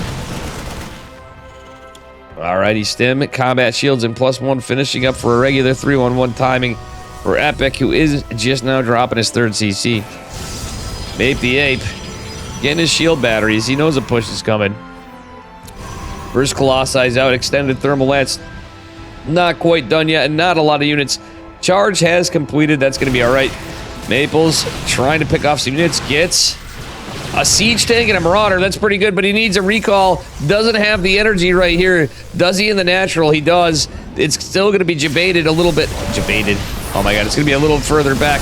Ah, the tank sieging in the front line forces the boys to be pulled. The interference matrix comes in sick for Epic. Oh my good lord. Second Colossi pops his interference matrix as well, but the first one's down. I think Maple's going to hold, but at what cost? 19 probes falling. He does have 3 Nexi. Maples actually should just go push out and at least put on some pressure. He is going to do so. Third Colossi going to pop. He does have ground armor coming. That being said, we do have +1 infantry armor for our Psystorm Gaming Terran player. And yeah, Maples, I don't know. He had a moment. What is he doing? I think he's worried about another drop or something. He's being a little defensive. But he has such a significant lead. I wouldn't have hated him pushing a bit.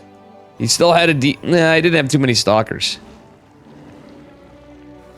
It's nicer watching the stream this Friday. Thank you, Grex. Glad you're enjoying. You know, in the past, I made this huge deal when I'd be doing like the DreamHack qualifiers, or now we call it the Masters, you know, this SC2 Masters alone. But you know something, it's just good StarCraft. No Korean StarCraft League tonight, guys, though. I will tell you that. It is canceled. Unfortunately, we had some funding cuts. Hopefully we get the $1,600 back, so we're back to $400 weeklies at least. If anybody gets extra crazy generous, or many people do, maybe we'll end up with a winter, or, you know, some kind of winter tournament like we had the SummerSlam. But still, we're very thankful for that, too. Just letting you know, it's a break. Maple's actually in a pretty good spot still. He lost a lot of workers, but he ultimately held. He's behind on workers still.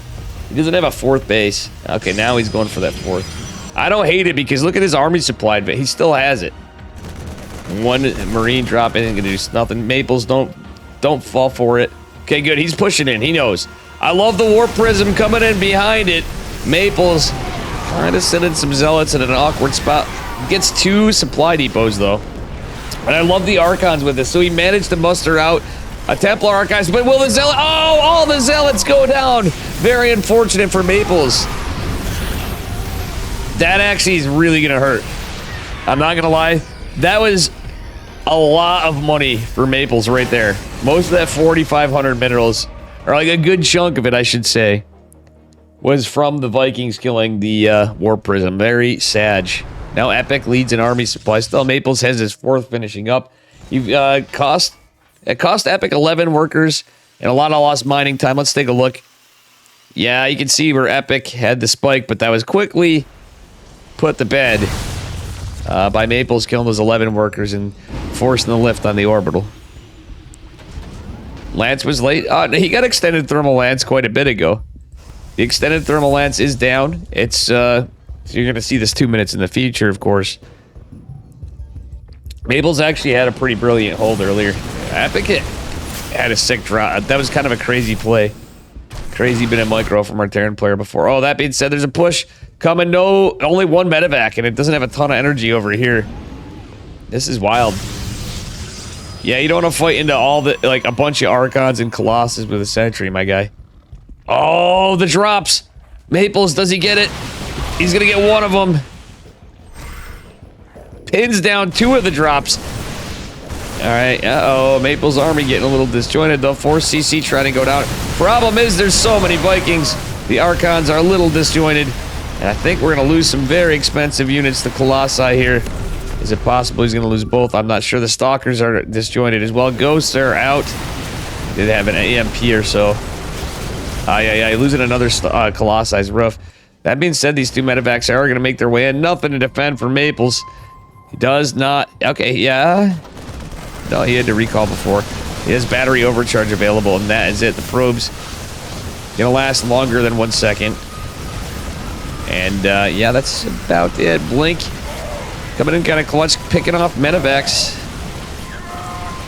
7 probes do fall, and we'll see what happens from here. Medevac gets sniped in the back end of it. You know, it sounds crazy, and it's hard to get there at this kind of a game. I think everything's going perfect. You guys are gonna laugh. I actually think even with Ghost at this time of the game, it's kind of nice getting Psionic Storm. And also, funnily enough, okay, no, Maples has been alternating upgrades, so he's going into his +2 ground armor. The Zealots don't die, they just get canceled. When you actually kill them warping in, that is not true. When you kill a warp prism when it dies, you're absolutely right. If you cancel the warp in, guys, Freak Show, this is for you and anybody that doesn't know. If you cancel the warp in, it counts as a cancel. If the warp prism is killed during a warp in, it counts as a kill of every single one of those gateway units warping it. That is the differentiation in the warp prism plays. Oh wow, nice little pickoffs here. Who wants to have Lorenzo, thank you for the raid. I forgot they removed the alerts right here. Thank you so much. Hope you had a good stream, mate. We got a 2-minute delay. Kind of a cool game. Lots of disruptors out here now, too. 4th base is going down for Epic. Maple staying ahead of base. It's just where you want to be as Protoss.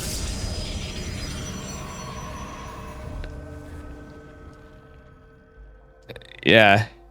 Exactly. Gildan knows. It's when you cancel a warp in only, guys. That's what I'm just trying to explain. Alright, anyway.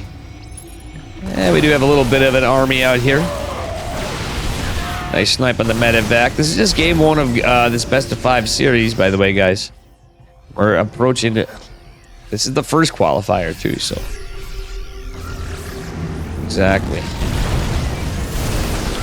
Planetary Fortress has completed, but these Novas, the balls are everywhere. 6 splits from Epic, though. And a beautiful blink by Maples. The Disruptor falls, but guys, this is 6 Disruptors left. That's a lot. Charge Lot's running over here, pick a fight with the army. I hope Florencio had a good stream, by the way. Guys, make sure you give Florencio a follow. The Sewer Mermaid himself. Some people do know Florencio from the Florencio files, but he also is a streamer and such himself, not just a wizard. All right, thank you guys for the follows too and stuff. All right, let's see here. Zealot getting a little picked off. All right, nice snipe on the Marauder behind it. I do have a 5th CC coming behind it all. Maple's going for a 6. Nexi. So Maples has this crazy economy now. He's up to 78 workers, not quite at the 80. He's going into air weapons, Shadow Stride. He's going for all of it. We may get into the late game here, guys. Truth be told, though, Maples is leading in army supply and total supply. He's maxed. Like, realistically, I feel like he could just take this army. The 3-3 is a little scary for him to fight, but no, Maples has 3-2. He's going to have 3-3 here at the end of it. And I love that he's chrono boosting those gateways, guys. Sick play from Mr. Aples of Maples. The Toronto Maple Leafs are now officially the Toronto Maple Leafs. All right, Colossi does fall with it, but honestly, there's so many disruptors here. That's a lot of balls. Planetary Fortress did go down. Another CC ready to fly in its place. That 5th CC is going to be forced to be used as a 4th planetary again. Epic trying desperately to regain some position, but economically, he's kind of in a rough spot. Army supply-wise, it's gotten a little better for him. Maples getting a lot more gates. Does he only have 1 robo? Okay, he has 2 robos. So that's pretty good for Maples. I don't hate it. I like the army. I wouldn't hate some DTs in this army. It sounds crazy. But for Shadow Stride and stuff, you force... When you're down to... You know, you got a 3 orbital Terran player, and they're pumping mules, they're getting scans as it is. You can sneak in some extra free added DPS. The army's out of position for Maples, though. This 6th base is going to go down in favor of our Terran player. That being said, never mind. This is the better spot for DTs. The Ghosts use their EMPs desperately. This 6th base is going to go down, but still, I don't know about the... Okay, Maple saved some of the DTs. 14 workers going down. How many DTs were lost? 5 DTs. Interesting trades. Is it worth it? I guess so. It is because of the few workers of Epic. And he's kept them alive, so keeping any of them alive is good. Worst case scenario, or as Ricky from the Trailer Park Boys says, guys, worst case Ontario, they can become Archons. Oh my god, that's a lot of DTs still behind it. I don't think Epic's got much more time in this game, guys. He's got Advanced Ballistic coming. That's a great upgrade. Some Liberator at a time. But there's just been too much pressure from Maples. The army supply is there. Yeah, Liberators be good and all, but I think there's just more versus less, ladies and gentlemen. A lot of disruptors. You don't want to yeet your disruptors into Liberators still. The Invisible Men kill the planetary and 10 workers. Maples, and now... Okay, he's actually... He's likely to just do it right here, guys.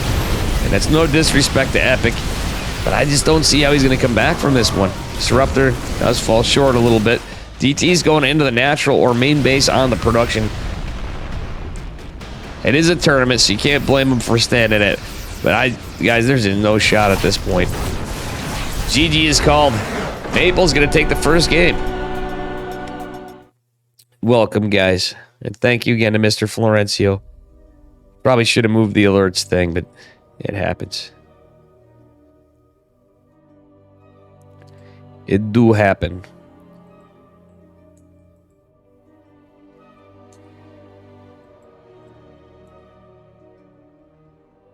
Epic played pretty well for a while there too, but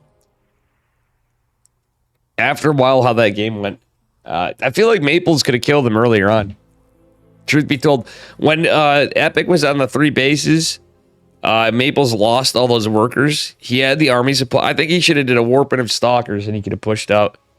He didn't have to kill him, but it would have made it significantly easier to kill him. Yeah, you're a little risky, but you know, you just kind of build probes behind it after that. 1 warping of stalkers and a push immediately. He could have, but he had a chance of taking it. Anyway, spawning in the upper right-hand corner of Equilibrium in the red, representing Psystorm Gaming. It is Epic. His opponent in the upper left, from Team Gosu Pro, it is Maples. Hey, welcome, Future. How you doing, buddy? It's Cindy Cutie and Doug Sluggins. How the game start? It started with a 1-1-1. And Maples did go for a Zealot. So it was a low ground. It was a low ground CC. Maples ultimately was able to delay the CC for a little bit. It wasn't exactly, you know, textbook picture perfect clean. But that is how it goes. Epics going for a proxy Rax. Maple's gonna scout it. Let's go. Right, Red. I don't think it had to do with the Invisible Men, guys. So it was a 1-1-1 opener future. And good to see you, my man. Guys, that's a real future here. And at the end of the day, Maples had some really good defense on the Widow Mine drop. It was a 1 Hellion and a 2 Widow Mine drop into a Raven with Interference Matrix. And that was it. This game, it's a scouted proxy. It's already a little rough for our red Psystorm Gaming Terran player. He's buying time on 2 probes attacking this. Epic is going to try to get in an SCV. Wow, he is going for it. Going for it to finish it up, and then he can drop his factory if he goes for that. And I think he's going 2 Rax Reaper, but when it's scouted like this, he's got to be going for a factory. No, I'm wrong. He's going to go for... Yeah, okay, it is. He just wants that Reaper out. It's no longer going to be a fast Reaper. The Zealot's out. Very likely, are we going to see the Adept come out, or is it going to be Stalker? Yeah, he's just opening standard. The Zealot was because of the proxy. Anyone cast in the can, man? I wish, in a way, but I wanted to catch this series. This is a great one. Trust me, I love some M canning. I can't be anywhere, everywhere. The Cranky Ducklings or Renegade would be Probe. Probe 55. M canning is very likely to be casted by them. Cosmos was casting Juggernaut Jason and Zingming. Anyway, this is a pretty good series. Do have a Cyclone coming out for Epic. I'm not surprised to see that, especially after this. He's got to have something defensive. Though the Cyclones, are they actually that good, guys? My opinion. At this stage of the game against Protoss, in this kind of situation, it'll be good defensively, but I feel like they're like glass cannons against something tankier, like an Immortal or a Void Ray with Prismatic. No comments from there. I'm totally not thinking of this Triangle Third and shield batteries and you know the rest. All right, anyway. It's going to be a Blink opener from Maples, playing very standard. The 2-gate. I'm a big fan of the 2-gate myself. Against something like this. Decent scouting from Mr. Maples. Oh, he's going to catch this too. Adept's going to jump on top of the Cyclone. Putting one little chisel in the paint job.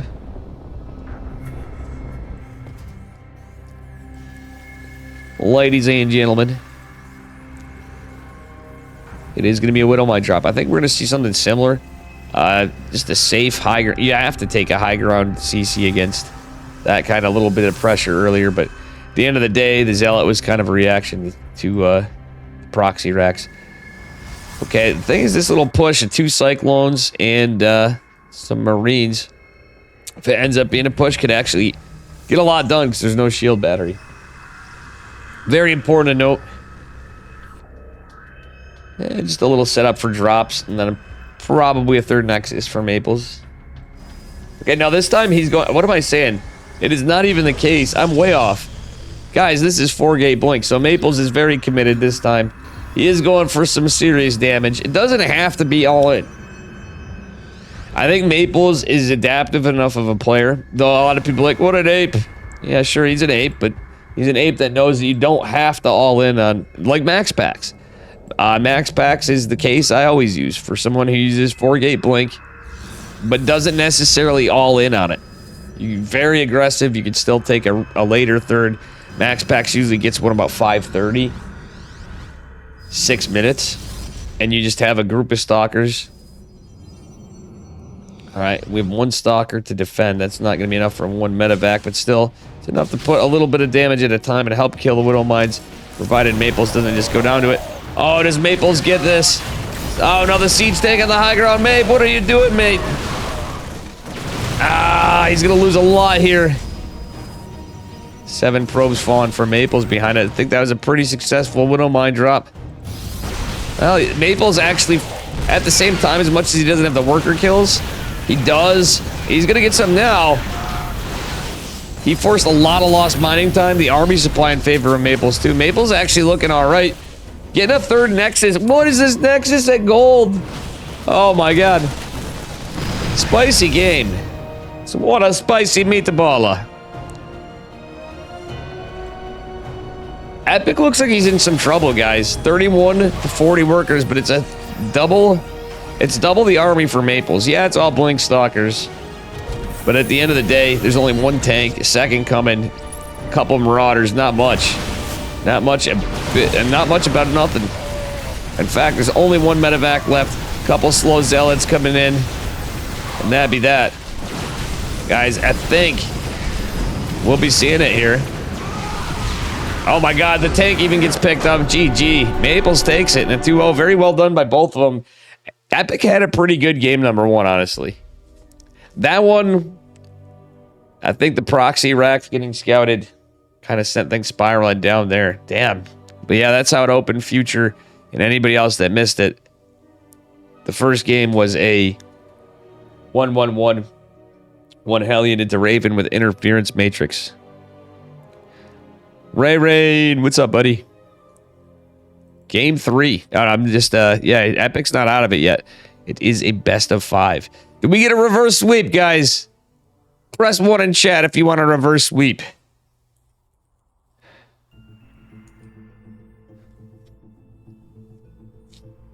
These guys got right into it. I was going to host a prediction, but I don't know if it's going to be good enough time to do so. I'm going to try to.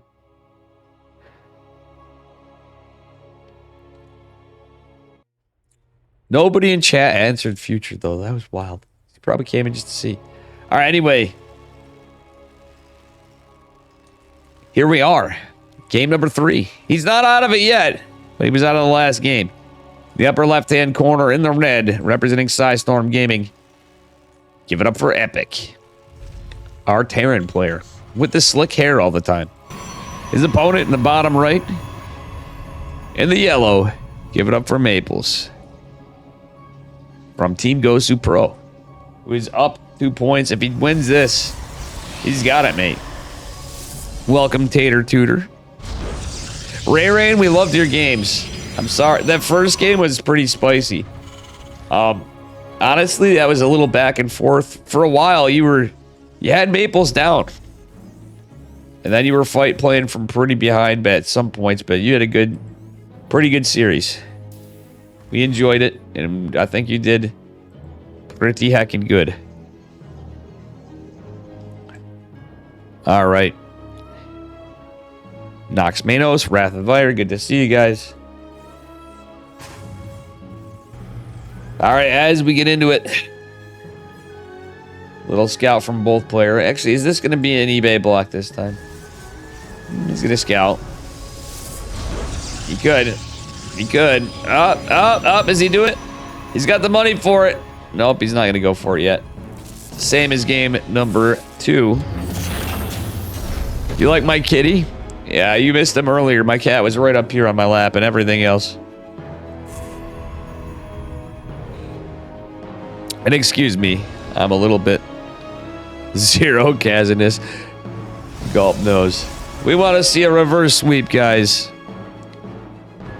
All the Americans in chat are pressing 1. Kazinus. He puts a 0. That was funny. Good stuff. All right. You know, every time I see her name, Kazinus, I know I don't pronounce it right. All I think of is, we're not in Kazinus anymore, Toto. You know? Anybody else gather that too, or is it just me? Kid Chillins. All about the reverse sweep with Mr. Gulperino. The Reaper's out to defend. Maples is... Wait, are we seeing the same thing as the last game?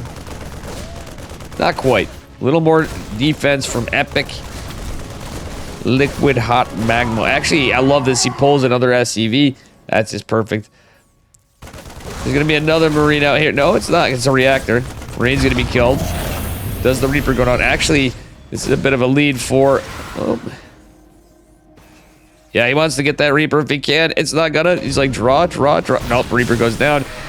But the CC and bunker finish. So realistically, technically, if this Adept stayed alive, it's definitely worth it. There's going to be another Adept coming. It is going to be a Stargate play from Mape the Ape this game. A little different from him. But guys, I got to say it.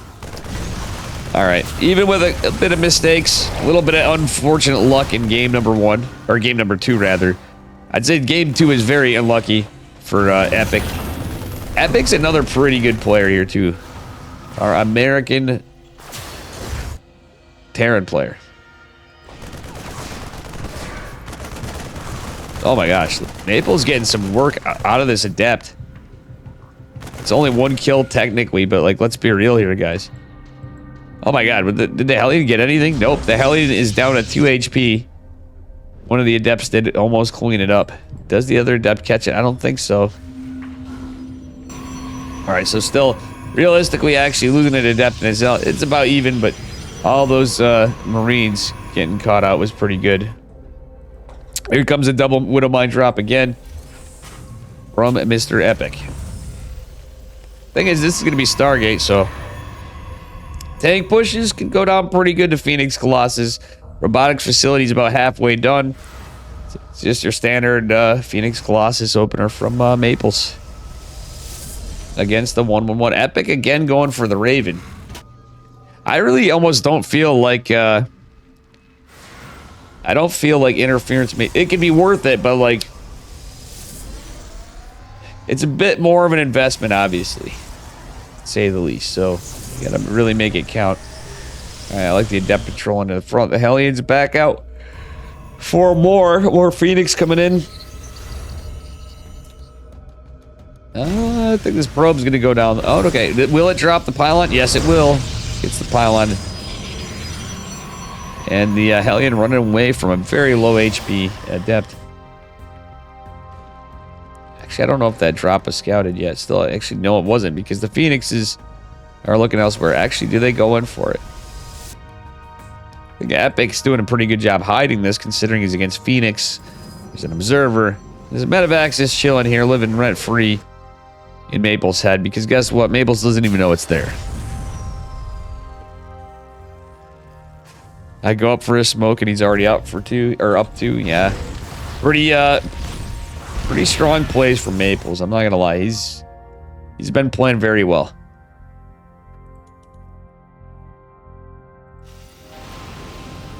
Alright, Phoenix coming in, going to get... Oh my god, actually, this could be a lot of free stuff. Get some Marauder, but realistically... Oh my god, he's gonna need a lot of Marines. Honestly, getting a lot of Marines with Phoenixes, if you have that much energy to do it, is also worth... But, I mean, for a second, it almost... If there was nothing in that bunker, which it was close to, it was only 1 Marine, could have got a free tank. But still, I think that was entirely worth it.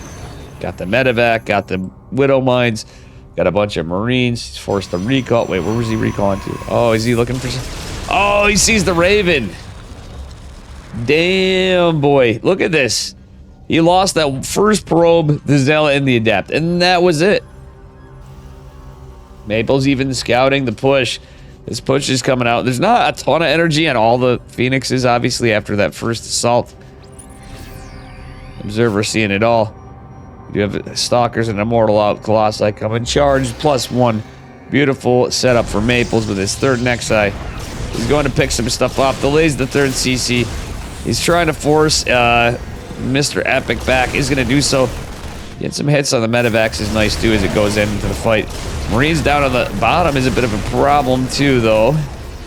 If Epic caught him off guard, that's a lot of Marines still. Maples trying to get a lead in army supply. Damn, Maples even going for a 4th base.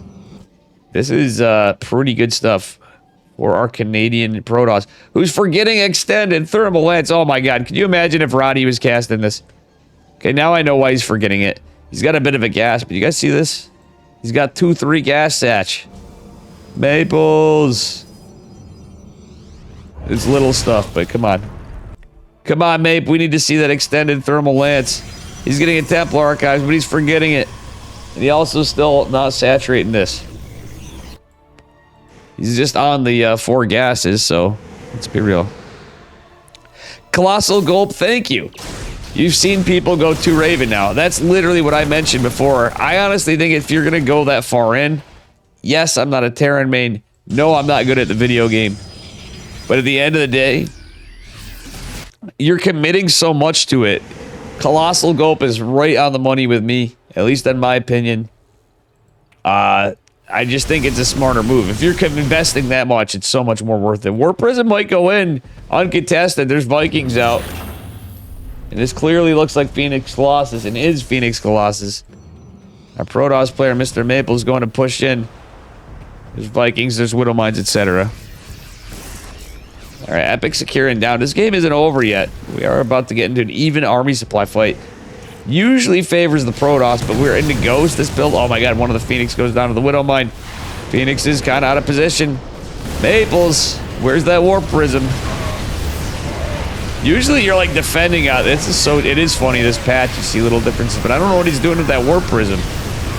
He literally had a lot of room in the main. I guess now he's, you know, obviously he's committed to the fight. Oh my god. EMP was nerfed, guys, but look at that. You can still land some juicy ones and go still be good at the end of the day. Definitely not as good, but they still be pretty good right there. Still 19 SCVs absolutely evaporated for our Storm Gaming Terran player. Meanwhile, Team Gosu over here looking pretty strong with that forked neck side behind it. It's a double forge. Another Robo coming. Maple's getting Archons. Why is he not going into the main? You've killed so many SCVs. This is just bothering me.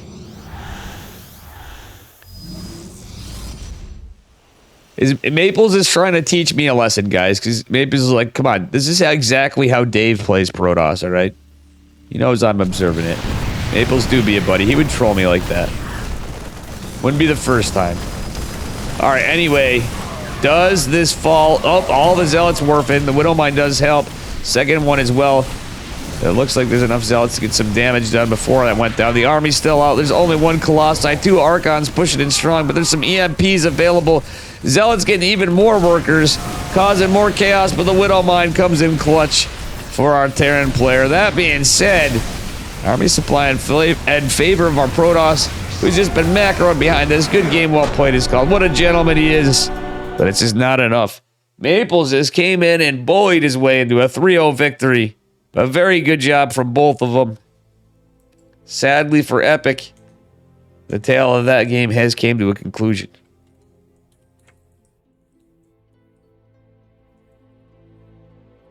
Damn, for the fans, we don't get a game number 5. There's no reverse sweep.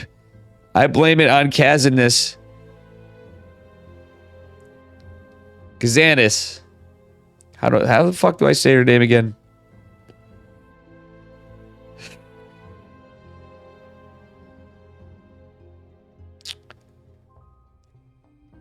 All right, let's see. Do we got anything else? So I got a few minutes before our next one. Let's take a look. M. Canning still playing. I can catch anything at this point. Cuddle Bears got something.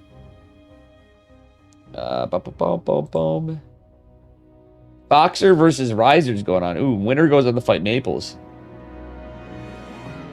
Juggernaut Jason versus Zen Ming still going on. Reaper versus M. Canning still going on. Reaper versus M. Canning, another crazy one.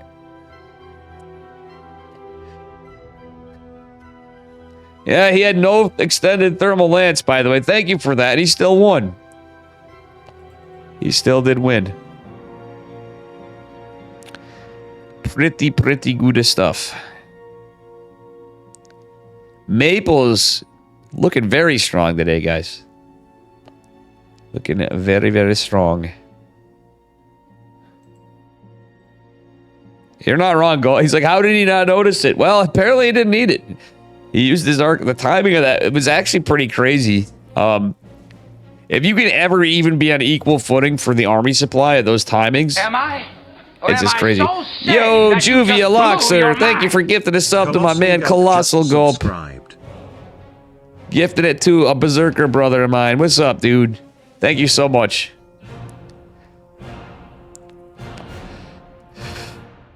Silly mod. Juvie is like, what am I getting mod? We're gonna have to unmod everybody, I think, again.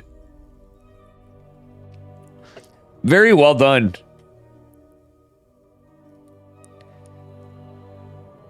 Very, very well done. I think, again, I'm a little disappointed we didn't get a game 5. You're on fire.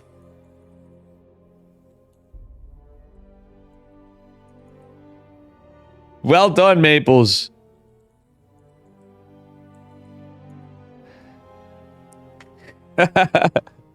Hey, Maples got a sub. Nice.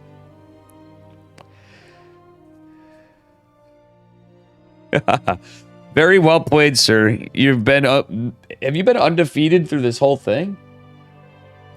That would be even more impressive, to say the least. You're undefeated.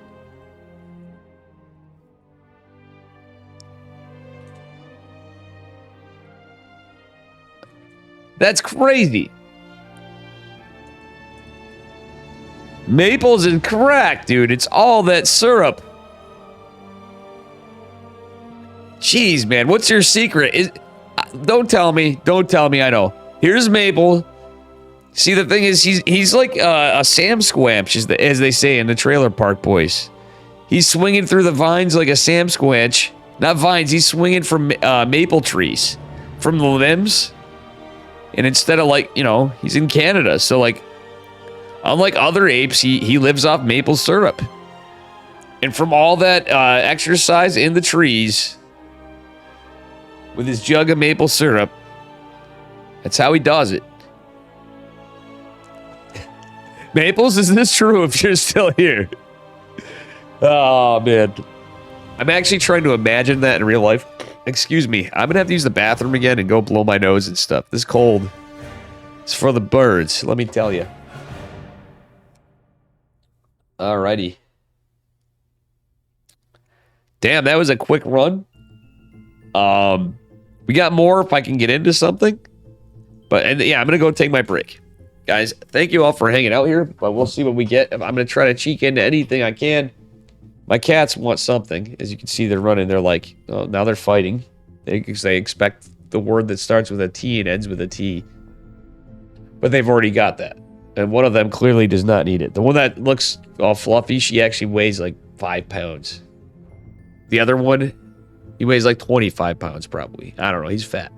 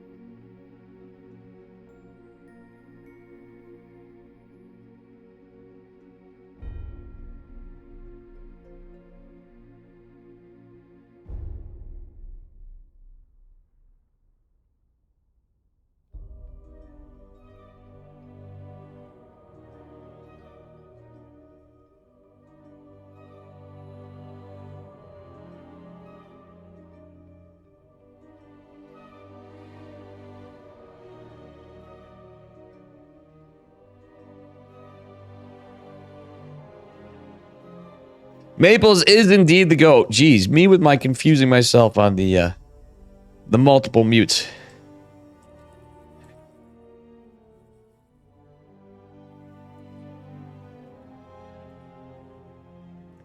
I believe we still do have stuff still going. Let's see if I'm right. Foxer versus Riser? I definitely want to get Foxer versus Riser. Even if they have a game, I will cast it. Hello, Sibajan. Oh, all of them are. Okay. I want to get M. Canning. I want to get any of them.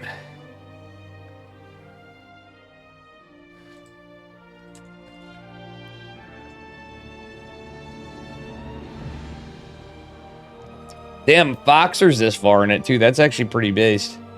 Foxer 2-1 Meower Doom. I mean, Foxer is the favored player there. But Meower Doom's pretty good. Riser's a tough opponent. That can go either way. Let's see here. Jason versus Xingming. That is kind of funny that we could have seen Up a Tree versus Jason. That would have been some really good memes. But Reaper versus the Can Man. Oh, what a good one. I hope we get that. I'm happy with whatever we get, if we get it, when we get it. You know? And that being said, well played by Epic again, too. And well played by you, Ray Rain. Maples, you looked a little scared in game number 1 versus Ray Rain, I gotta say. For a little while there. I mean, you played very confidently, but it was looking scary for you if you didn't realize it for a bit.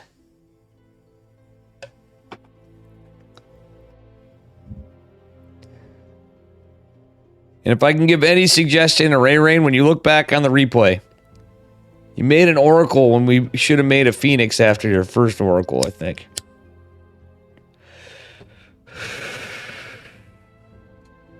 Just something to take note. I'm sure you're already thinking of that, but in case you aren't, when are you going to ever get in a game like that? I don't know. Possibly every other PvP, you know? But still.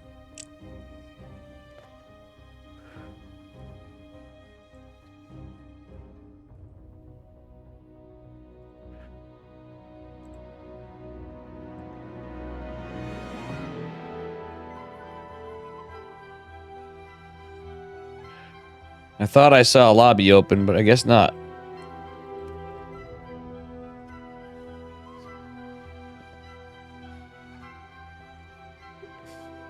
We're gonna...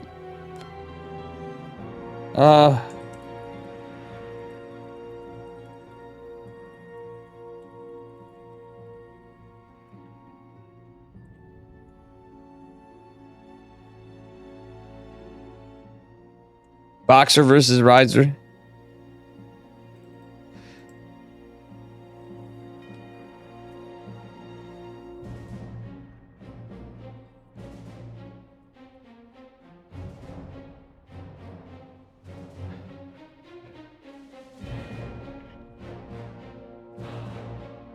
All right, ladies and gentlemen.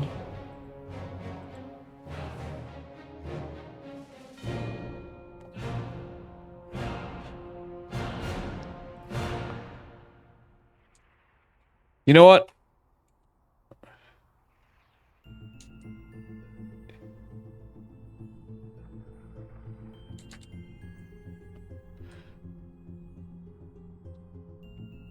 You know what? Maybe I'll cast this one with Renegade.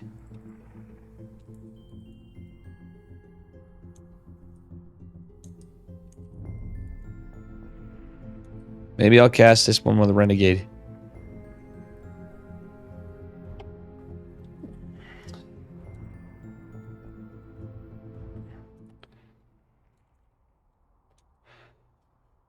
Alright, Renegade had a long day too. I'm gonna call Renegade up. Oh. Beat me to it. Yo, we're up for that classic Renegade co-stream. Yeah, let's go. And we got Foxer up a point, apparently. How did you catch the first game? Up a point Foxer. Up a point Foxer. We almost had Sal and Jay. Not only did I catch the first game, but I cast it. So nice. Great. So do you want the lowdown on that? Yeah. So Foxer killed like 30 probes with 4 Hellions. It's pretty brutal. And he's going to be spawning in the top left today for Berserker Clan. Yep. His opponent in the bottom right, representing himself these days, I guess, is Riser. Riser usually is kind of on his own. Yeah, so Riser is the favored player. He beat Foxer, and both times they met, latest time was back in 2022, DreamHack Masters Summer, or ESL Masters Summer qualifiers, and he won 2-0 there. So Foxer off to a good start to win the underdog victory here. Nice. Well, yeah, we had some crazy stuff too. Maples, I covered his. Just ended very fast and a swift not losing a map tonight. Damn. That's crazy, right? Not a right? single map. Yeah. Not a single map. Dude, Meower Doom took a game off Foxer. Yeah, actually, I was looking at that. Too. I was like, well, Foxer's the favored player there, obviously a little bit. You know, he's like 5'9", and Meower Doom's usually like 5,400. You know what I mean? Mm-hmm. So still, it's actually pretty good. Yeah. For sure. So yeah, sounds like they had a crazy one too, and yeah, good games tonight. So you're a Protoss. What do you think? So Riser just lost like 2.5 dozen probes in the last game. How do you adjust for game number 2? What do you think he does? Well, so far he's opening pretty standard, but I think he's going to try to play more defensively. I would hope he's going to try to play, but he's probably mauling. I'm not going to lie. Yeah, that's unfortunate. Well, if he ends up winning, he can use some of that prize money to get some Rogaine. That is, if he makes it through the closed bracket tomorrow. Oh yeah, for sure. Renegade, if you don't mind, I'll never hear the end of it if I don't say it, because he already doesn't like 2-minute delays. I had to say hello to Mr. Green Ultralisk over here, because he's been around forever, and I'll never hear the end. You know, he's one of those buddies that you'll never let you forget about it. You know. Oh, look at that save from Foxer. With just 1 HP, is it going to go down? Yeah, it's still alive. It's a survivor SCV for sure. Yep. And with me, chat, is Renegade. Renegade also streaming. Dave Testa. So yeah, this is pretty. Not more Hellion pressure. Oh my gosh! You know what I call this? What's that, Dave? It's PVTSD. It's Protoss versus Terran stress disorder. Look at this. Geez. The 2 Hellions are out. He's like, not again. He's like worried that it's a proxy Stargate. Or proxy Starport, rather, you know. Yeah. So how do you feel about Oceanborn in this matchup? Oceanborn? Honestly, it's a pretty good blink map. But I mean, Terran could SimCity it out. Like we've seen it in the previous map pool with all the big. There was plenty of wide open in the main base kind of maps. But I think it could go well for either one at the same time. Terran has a lot of room to get some drops in and stuff. If there's not the right stuff in, but Foxer's got a really good setup. What are your thoughts, Ben? As you've been watching, because obviously you being the Zerg player. Yeah, I'm extremely qualified to comment on this matchup, obviously. Yeah, I think this one of mine drop could do great things, because Riser thinks he has scouts on the sides of his base. Oh my god, he didn't pull in time. Oh, dear lord! Oh! The humanity! It's not over. There's Hellions in the natural. Oh my god, but this battery overcharge. Yeah. The probes are going to put an end to that. But still delayed mining time on a very weakened economy for Riser. He just lost 1/3 of his probes. Well, to make matters worse, he's basically going for what some would be an all-in, or a very committed pressure, like Maples did a 4-gate, and he did it kind of exactly along the lines I was thinking in one game. where you do it like max packs. It's just like, it's not like all in, just a little bit of extra pressure and a delayed third. Obviously you're behind in tech too, but this means you can't get the stalker count up than what you normally have. It's not over. That's another 3 probes gone. Yeah, Still oh my 2 god. mines here. Oh my god. Still 3 mines in the main. He's going for this blink play, but oh, and a Raven and a Banshee? Oh my god. This is rough for a Riser. Foxer's been improving a lot lately, I gotta say. As part of his money from his lucrative salary of not that much for Berserker Esports. And footing the bill. Actually, originally he was going to join Kirktown. He had Ranger. GG. That's it. That's it. GG. Foxer up 2-0. Wow. That was not much else to talk about there. No. I mean, that's actually a decent time GG. Like, Riser thought about it. He's like, nah, after he's just lost too much. Mm-hmm. That was it, really. 2 games. He just lost too many probes. So I think we're gonna see more probe harass in game number 3 from Foxer. It's a tournament, and I don't think anybody'd blame him for staying in it. But that was I think that was very professionally done. That GG right there. Yeah, he's hanging in from it. He's like, oh crap, there's nothing I can do here. Yeah, it would have been a slow death. Absolutely. I mean, you can always gamble on disruptors, right? But yep. It would have been like 1 disruptor shot to try and make up that many probes lost. Yep. Some of these maps are so hard to pronounce. How do you pronounce Hecate? Hecate? I've been calling it Hecate. Hectate, but there's no T. Hecate. You know what I mean? Hecate. Yep. Heckham. Heckham. Heckham. Heckham. It's I think it's Hecate from hanging out with the map maker cabal for a while. You know? Yeah. So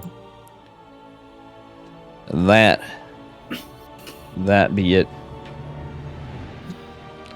Man, map makers are just a different breed. Like they put all this time in like the editor, which my understanding is like really difficult to learn, and then like they just submit maps to a contest they might not even win, and then like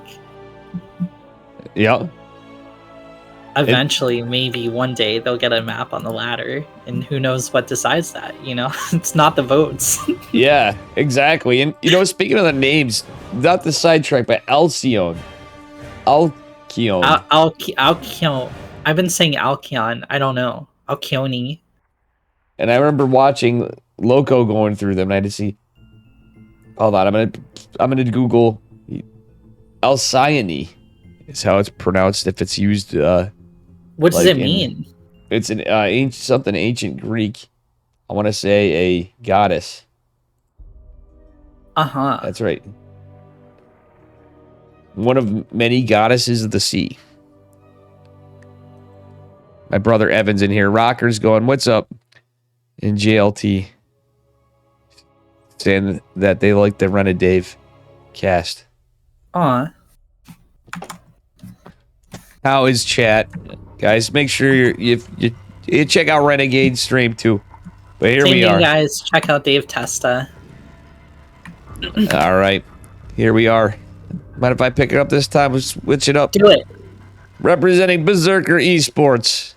Little team bias here in the blue. Give it up for Foxer. The Texan. And in the top right, as our red Protoss, it's Riser. He was favored to win this series, but is down 0-2 in a best of 5. We spelled Riser wrong. I figured it's the theme of the match, said Rocker, by the way, and I did spell Riser wrong in my title.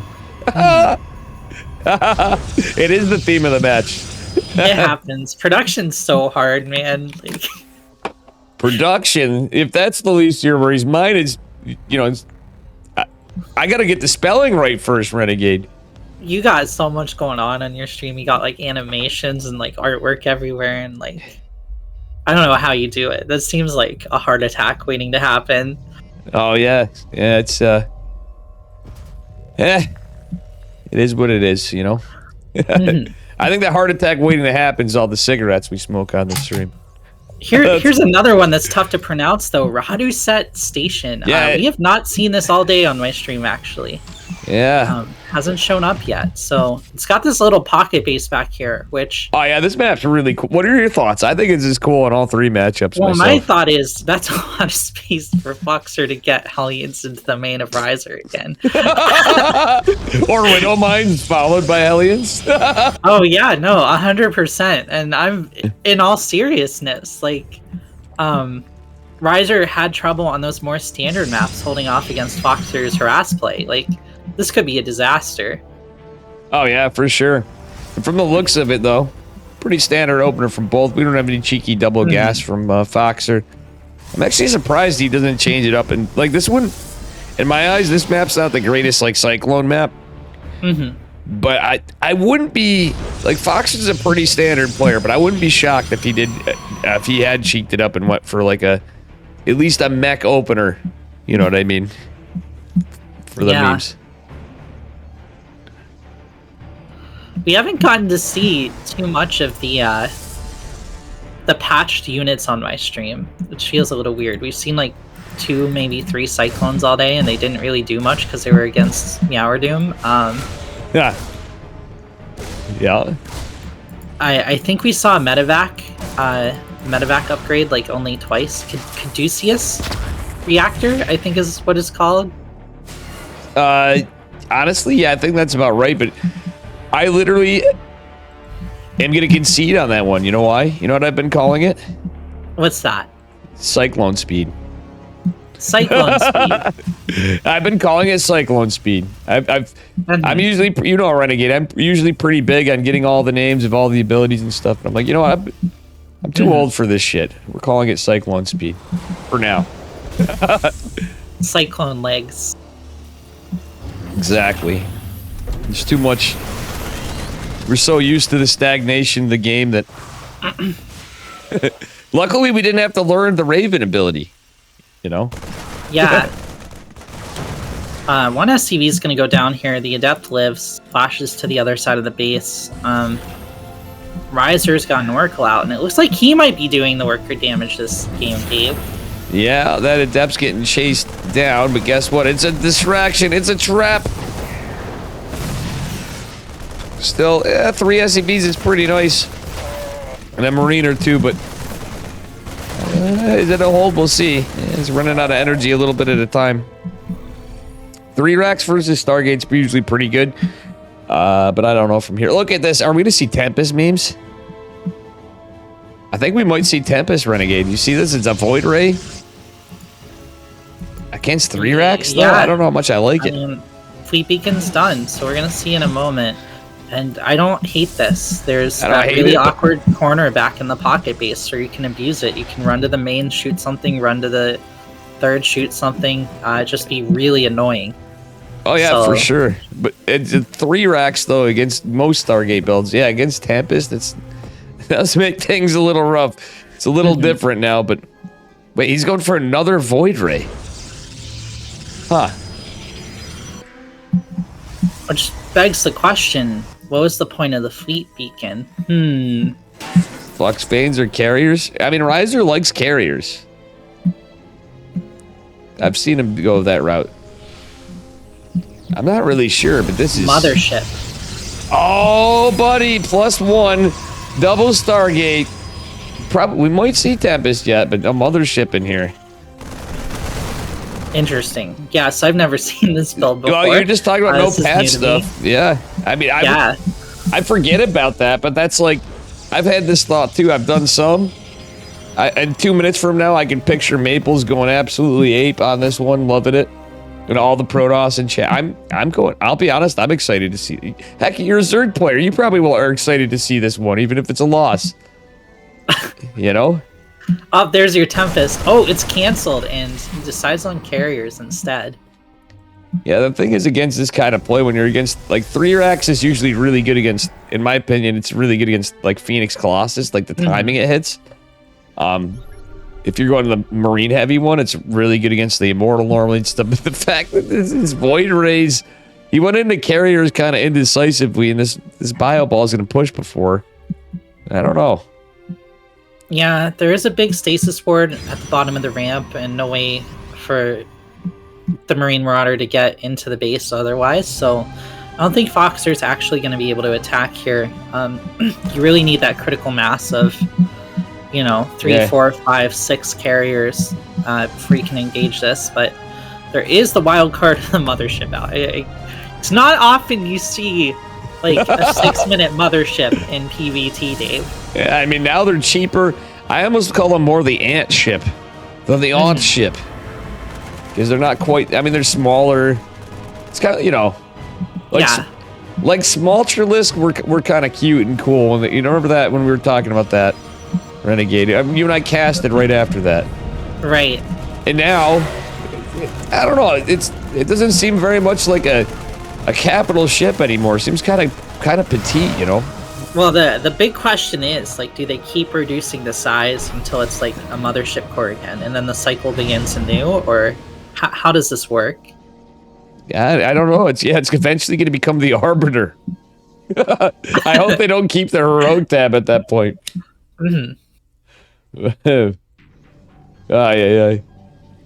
This drops totally scouted and revelated by Riser's brave Oracle. It will get shot out of the sky, but Foxer is going to continue marching forward to the Zelnaga and potentially going to drop this third anyway. Well, what's crazy is there's like Adepts are the only ground units. This is almost reminding me of a weird, well, it was a different game, but earlier today, I don't even know if I want to talk about it, the Void Rays are now scouted. Of Hydra versus, who the hell was it? I can't remember. But Hydra ended up in this spot. He was 12 pooled, and he ended up going into like rushing carriers. So he had to hold this fight of Hydra Ling after a 12 pool, after something crazy, with like 2 carriers, and all he could warp in was Adepts. It was the craziest thing I had seen in a while. Oh jeez. All right, that was a kill on the Nexus. Drop, oh my god, that was a kill? Third. Yep. Oh man, I didn't see that. That's...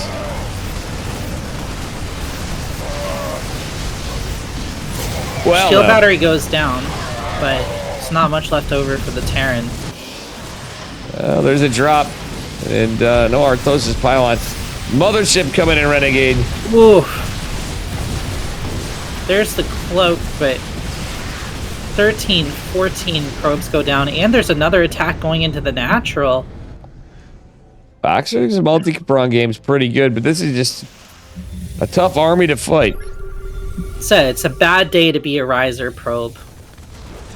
Bad day to be a Riser probe, but still, Riser's got this pretty scary arm. Oh, I think losing that Nexus is actually kind of big, though, in a way. He's got another one up, but when he lost all the workers, etc. But yeah, Foxer's army's still pretty. He managed to pump out a lot. He's got a good amount of racks. Well, and while he was attacking, he took an orbital at the gold base, so this economy is about to get crazy really fast. And he's got a 5th CC and 4 starports, Renegade. Actually, is this 5? No, that's all. It's 5 starports, Renegade. Jeez, it's gonna be a lot of Vikings. There go the reactors, and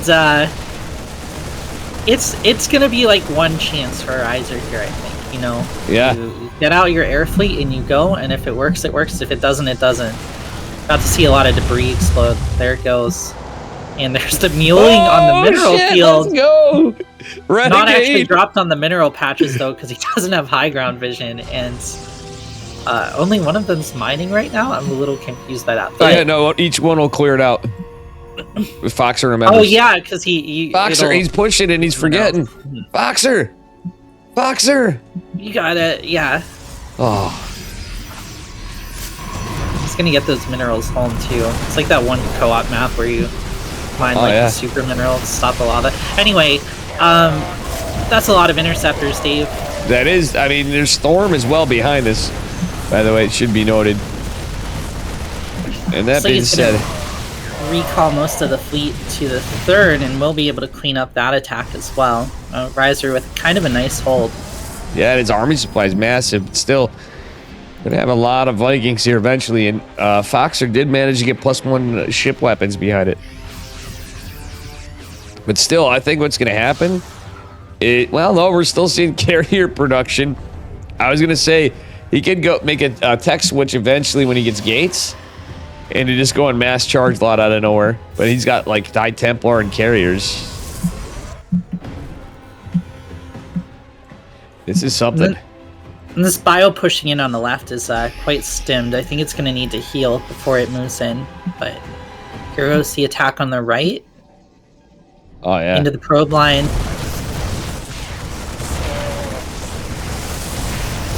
And that did some real damage. Foxer comes in on the left as well. There's nothing here to defend. Oh my god, he kills... Are caught in the corner. So many workers. Yeah.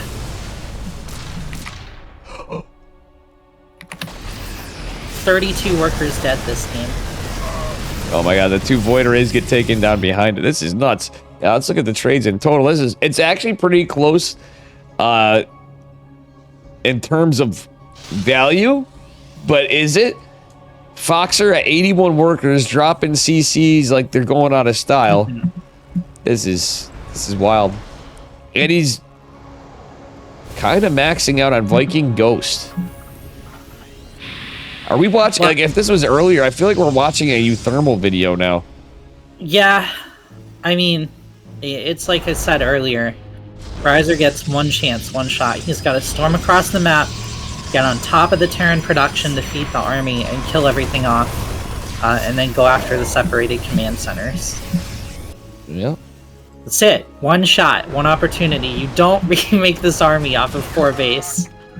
Yeah, exactly. And that being said, it's just more Ghosts and Vikings, but more racks being dropped. I like that. So he's going to be able to remax on bio after, which is probably the play. 19 Vikings. Do you think that's enough, Dave? I think he might need some Ghost with it. Like, he might be a little impatient. But that being said, there's double drop going in the main, and Riser's supply blocked. Well, he's about to be unsupply blocked, but still. Yeah. Oh my god, look at the 19, just one shot in carriers. I guess it's plenty, Renegade. With the plus, no, it's still just +1 ship weapons, about to be +2. That is crazy, Renegade. Look, they just disintegrate the carriers. Yep.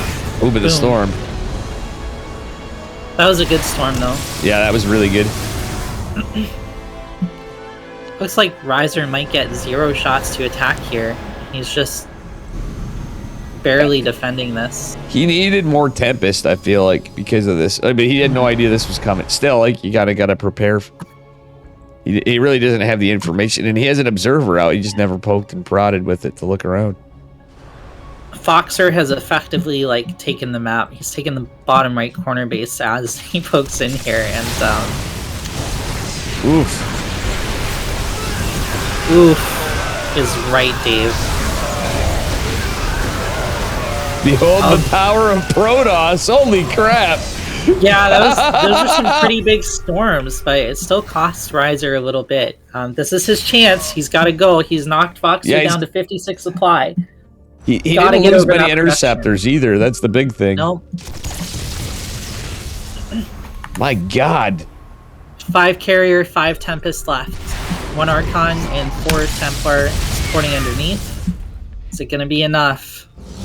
10 more Vikings are about to pop. He's going to make some more. Okay, no, it's just high Templar. It's not going to be Archons. I don't know if Foxer can... Man, this is crazy. This is crazy, Renegade. Foxer was doing so well. And I think he might be in a lot of trouble. I don't know, Dave. There's some ghosts here with a lot of EMP. Yeah, the slow field zone, but we got everything. If there were disruptors with this army, that's the only thing that would make... I'd be like, there's no shot for Terran right now. You know what I mean? Yeah, I think Foxer held on long enough, though. It's gonna be close. It's gonna be very close either way. Yeah, that it will. Oh, he's targeting the Tempest. That actually was a pretty smart move. Yeah, the Warp Prism made this rough, though, too, because Gateway reinforcements. These gonna be all stalkers. Oh, he gets the warp in! Renegade, what are you thinking?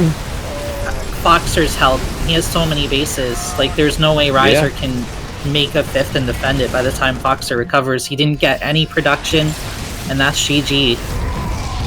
Foxer with a 3-0 against Riser. Yeah, Foxer literally has bases everywhere.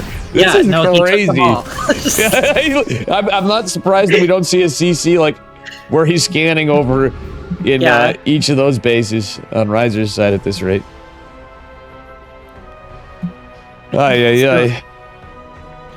Riser's gonna try and play this out and take a 5th at the 3 o'clock, but the odds of him defending that are very, very, very low. Hitting the Terran economy at this point in the game isn't going to do anything for Riser. He needs to hit the production. He made his play against that, and it did not succeed, so these Vikings are just going to land and destroy this key mining base of Riser. Well, battery overcharge activated. The carriers are up. Oh, and everything's that was a hell of a storm. Oh, yeah, it was. Keep Riser in the game for a little bit, but... He's forced to medevac out Vikings. I love to see it. This is a game right here.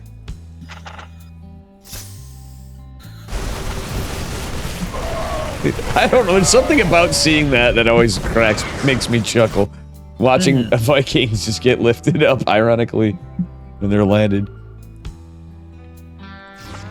But this is truly a game. Look at this. The army supplies actually, like, as long as if Riser could hold on to that 5th base somehow, that's like how he's in it, you know? And as you say, like, somehow get into production. I mean, truthfully, you know how he gets into production? Building another war prison? Or sending a mothership over? I don't know. This is just funny stuff. DT. Yeah, went behind Dark Shrine. It did. It killed 5 workers. Might kill a gas, you know? Yeah. Well...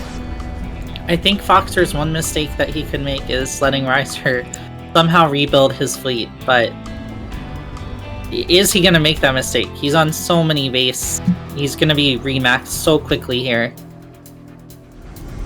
Yep, exactly. But yeah, this is the spot where he's been doing it. He stopped going into the Vikings. With all those starports, the crazy thing is, like, you can't really... I mean, even with his money, he has the gas now. But he just needs the minerals, and he can actually, like, jabate into medevacs really... He can make all the medevacs fast.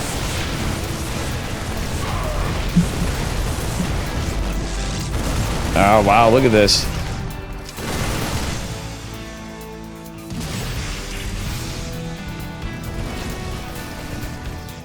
Funnily enough, I think that's, like, the first Widow Mine we've seen this game. We never brought that up, but I was kind of thinking, oh my god, look at the DT getting the work in. Yeah, the DTs and the charge lots are definitely doing a lot to Foxer's economy, but that's just kind of, a dent.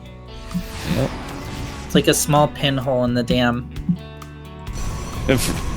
Pretty much. Alright, Riser bullies his way out of that base, taking the 6th. I mean, it's not technically over at all, though. Like, it is. The longer this goes on, as you said, it's not just the capital fleet. The fact that we're at disruptors, the upgrades getting higher. You know, we're in for a game. If Foxer is able to land some disruptor connections, land some storms, he could totally turn it around. But he has to do that and then storm across the map and get some of this production. Yeah, for sure. For sure. Welcome, Reza, Sivba, and Yeti, and Inadays. Renegades casting with me Inadays, too. You know Inadays. Yeah. I know all those guys. And Yeti. I don't know Sivba. I know Reza. And you know Reza, of course. We'll pick on the first disruptor. Second and third shots with. Oof. This game is crazy. You gotta hand it to Riser for the memes, though, for real.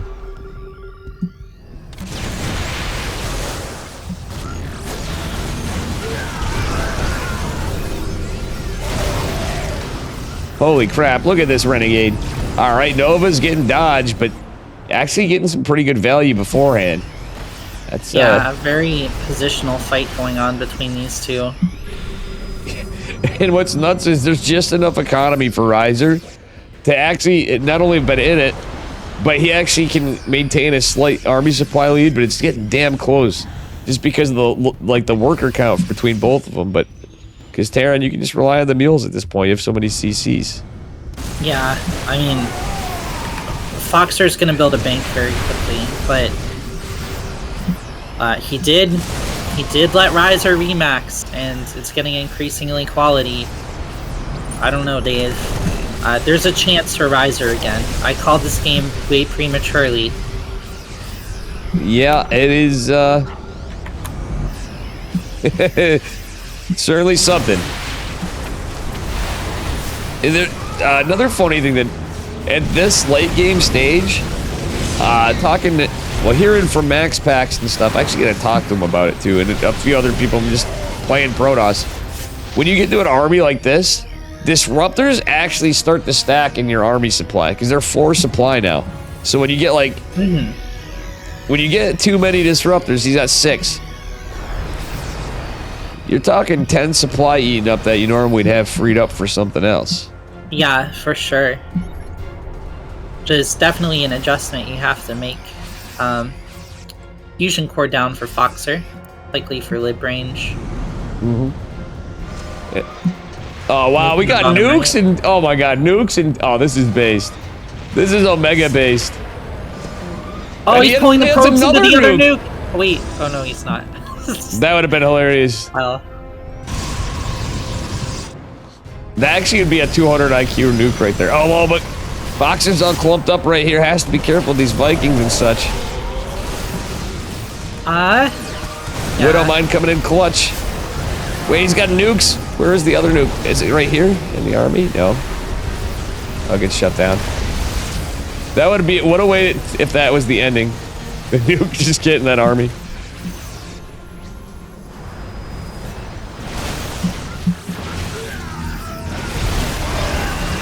Holy crap, that was almost a disaster renegade.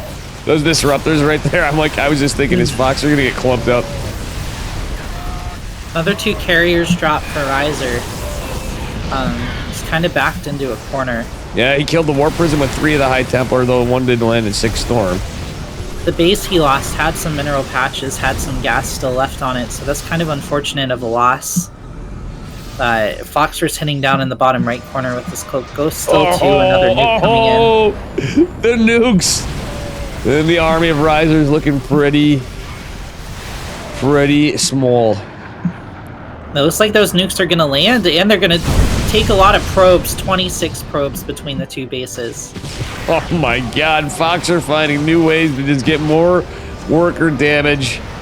As you called it for the first 2 games. I didn't get to see the first 2. We were covering Maples. Aye. I believe we're about to see the end here. Another 5 probes gone. 28 probe economy for Riser at the 25-minute mark. It's not looking good for the Protoss. He's down 20 army supply as well. Foxer's regrouping his forces with fresh reinforcements. I'm sorry, I have to say this. Kid Chillin just goes, my money's on Riser this game. Even 2 minutes ago. Well, 2 minutes ago, a lot's happened, but that's pretty... I think Curse of 2-minute delay, yeah.